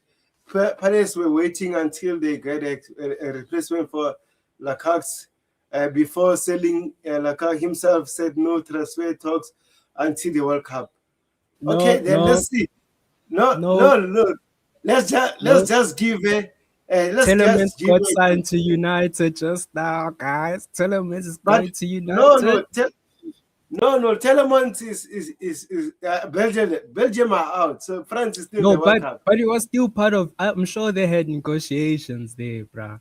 And plus, I think one of the players was signed during the World Cup, guys. I don't know Yeah, which type of Anderson player. was signed in the World Cup. Anderson was signed during the World Cup, guys. So Yeah, I'm not buying that uh, PR, guys. I'm not buying that yeah. PR. So let's just wait then. I'm going, like I said, I'm going to be just like Jay. Let me just wait We until are the transfer Look, window. we are definitely short on finances. It's obviously it was always going to happen because we are a financially limited club, because we obviously the revenue from the stadium and other things, we have no front of shirt sponsor, which is obviously another disaster. I don't want to go on, otherwise this stream will go for one more hour. But there's no front of shirt sponsor as well. Stadium revenue is limited, and no Champions League. It was always going to cost us. There is limited amount of funds that we can spend on, but still you can sense and feel the reluctance of these owners and the sporting directors to penny pinch on deals where you can sense the player is a bit on the experience side. If he is, again, I'm not really comparing it, but and obviously this factor does elevate your price and what you are going to get. But the way we finished the deal of what's his name, the right fullback or the wingback from Italy, um, the guy that we have Palestine, signed, Palestine. Pallister, the how quickly we finished that deal without any negotiations needed, and how quickly it was wrapped up, and the matter in which we are penny pinching on deals like Lacroix, the deals like Zaka, and I know Zaka, Sunderland did not want to sell him, but I still believe that what if we had put the first bid around 25-30 million? Surely there could have been one other direction where this could have gone, or actually the negotiation would have been in a stronger position. The first bid and the response from Sunderland was that they have disrespected the club and they have disrespected the player. So we ended it right there. There was no option for us to actually, talk about it. Maybe they would have rejected the 25 million bid as well. But what if? The question was never answered. So, and the same for this Palestra guy as well. We are penny pinching. Well, there is a release clause, right? And it's not in big millions. We are just there struggling around 5-7 millions. That is not the way you actually negotiate. I would still say when you want to back a manager after the season you had, you go and kind of ignore the 5-10 millions here and there. We're not talking about 30 millions gap in valuation. Just end it so that he can come to the club quickly, so the manager can have a proper look, and so we can be ahead of our journey before the first official game of the season. You need to help the manager and the players in every way possible. You by delaying and denying the transfers, by making it go further on, you're just reducing the chances of that player to get settled in the club quickly and put performances right from the first match. You are just going to hamper it in some way, shape, or form. And yeah, that's all. But I would still say that since they have hired Alonso and since there is a change in policy, a bit change in policy, I'm still willing to give them the opportunity to remain silent till the window ends. Then I'm going to judge the window. And if the window is not as expected as I want it to happen, then I believe even Xavi Alonso is going to be very much vocal about it coming the next season. So I'm calm. Yeah, I'll say change in terms of policy until we sign those players, because at the moment it's just linked. You link to Pep Chavarria is not done yet. Shaka, the link of Shaka just died after a few weeks. So as soon as we made those signings, then I will say that they're changing policy, because at the end of the day, you can say that because it's linked, and Chelsea in terms of PR, they're so good on doing that. So as long as those deals are not done yet, Jay, I won't say anything because they are not done deals. But anything, guys, you'd like to add before we wrap it up? Because it's been 3 hours now doing a stream, and then anything. Nah, big up you guys. Good stream. Good to have Maya here. I want to hear more of him. I would like for him to join more streams. Good opinions. Good to chat. Big Myra? up, Jay. Big up. Same to you, Jay. I think the when we spoke about the Enzo situation, I really rate your football IQ, bro. Like we need to start speaking more often in the space, bro. So yeah. Yeah, I'm but also looking forward to it. just before we wrap up, Jay, what are your thoughts about Xabi Alonso's press conference yesterday? What are your thoughts? What do you learned? What do you liked? What you said yesterday? Before we wrap it up. You know, after what has happened with Rosinho, I have stopped looking and deeping down into press conferences because that guy was everything. He was the next coming of Jose Mourinho from the looks of PR and the press conferences. So I'm not really going to buy 1% of BS from Xavi Alonso's press conference. Although he was smart, he made no nonsensical comments. He gave no fake hopes. He was very well balanced. He was nothing too flashy about his comments. He actually gave us a reality check on where we stand as well, and he gave a good fair amount of optimism to us going into the next season as well. So a very very balanced presser by a new manager, which was actually something that we have been missing after the last few guys who have been a lot of talk in the pressers and no substance in the on the ground. So yeah, it's good to have a new sense. We actually have to go back to the boring way, the normal way, where we used to be, and rather than all this flashy stuff, which when it comes down to making something different on the pitch, it is all talks. And he is what all those talk by Rosinho, and he ended up giving Garnacho a chit, a paper in the 87th minute against PSG when we were losing 3-0. It does not make sense. You have to just wait and watch. But overall, a good pressure because of the normalcy of it. And I want things to get back to normal, to get back the boring way, where we are not talking about the owners and the sporting directors. I don't remember the time when we at Chelsea used to talk this much about the owners and the sporting directors at all. The talk was all about things on the pitch. We have to go back to the normal way, where we are talking more about the things on the pitch rather than these non-existential guys who don't need the attention.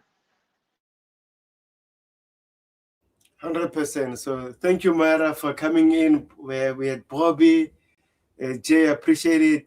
Rose, first time seeing you. Hopefully subscribe. We like to see you more of you. We had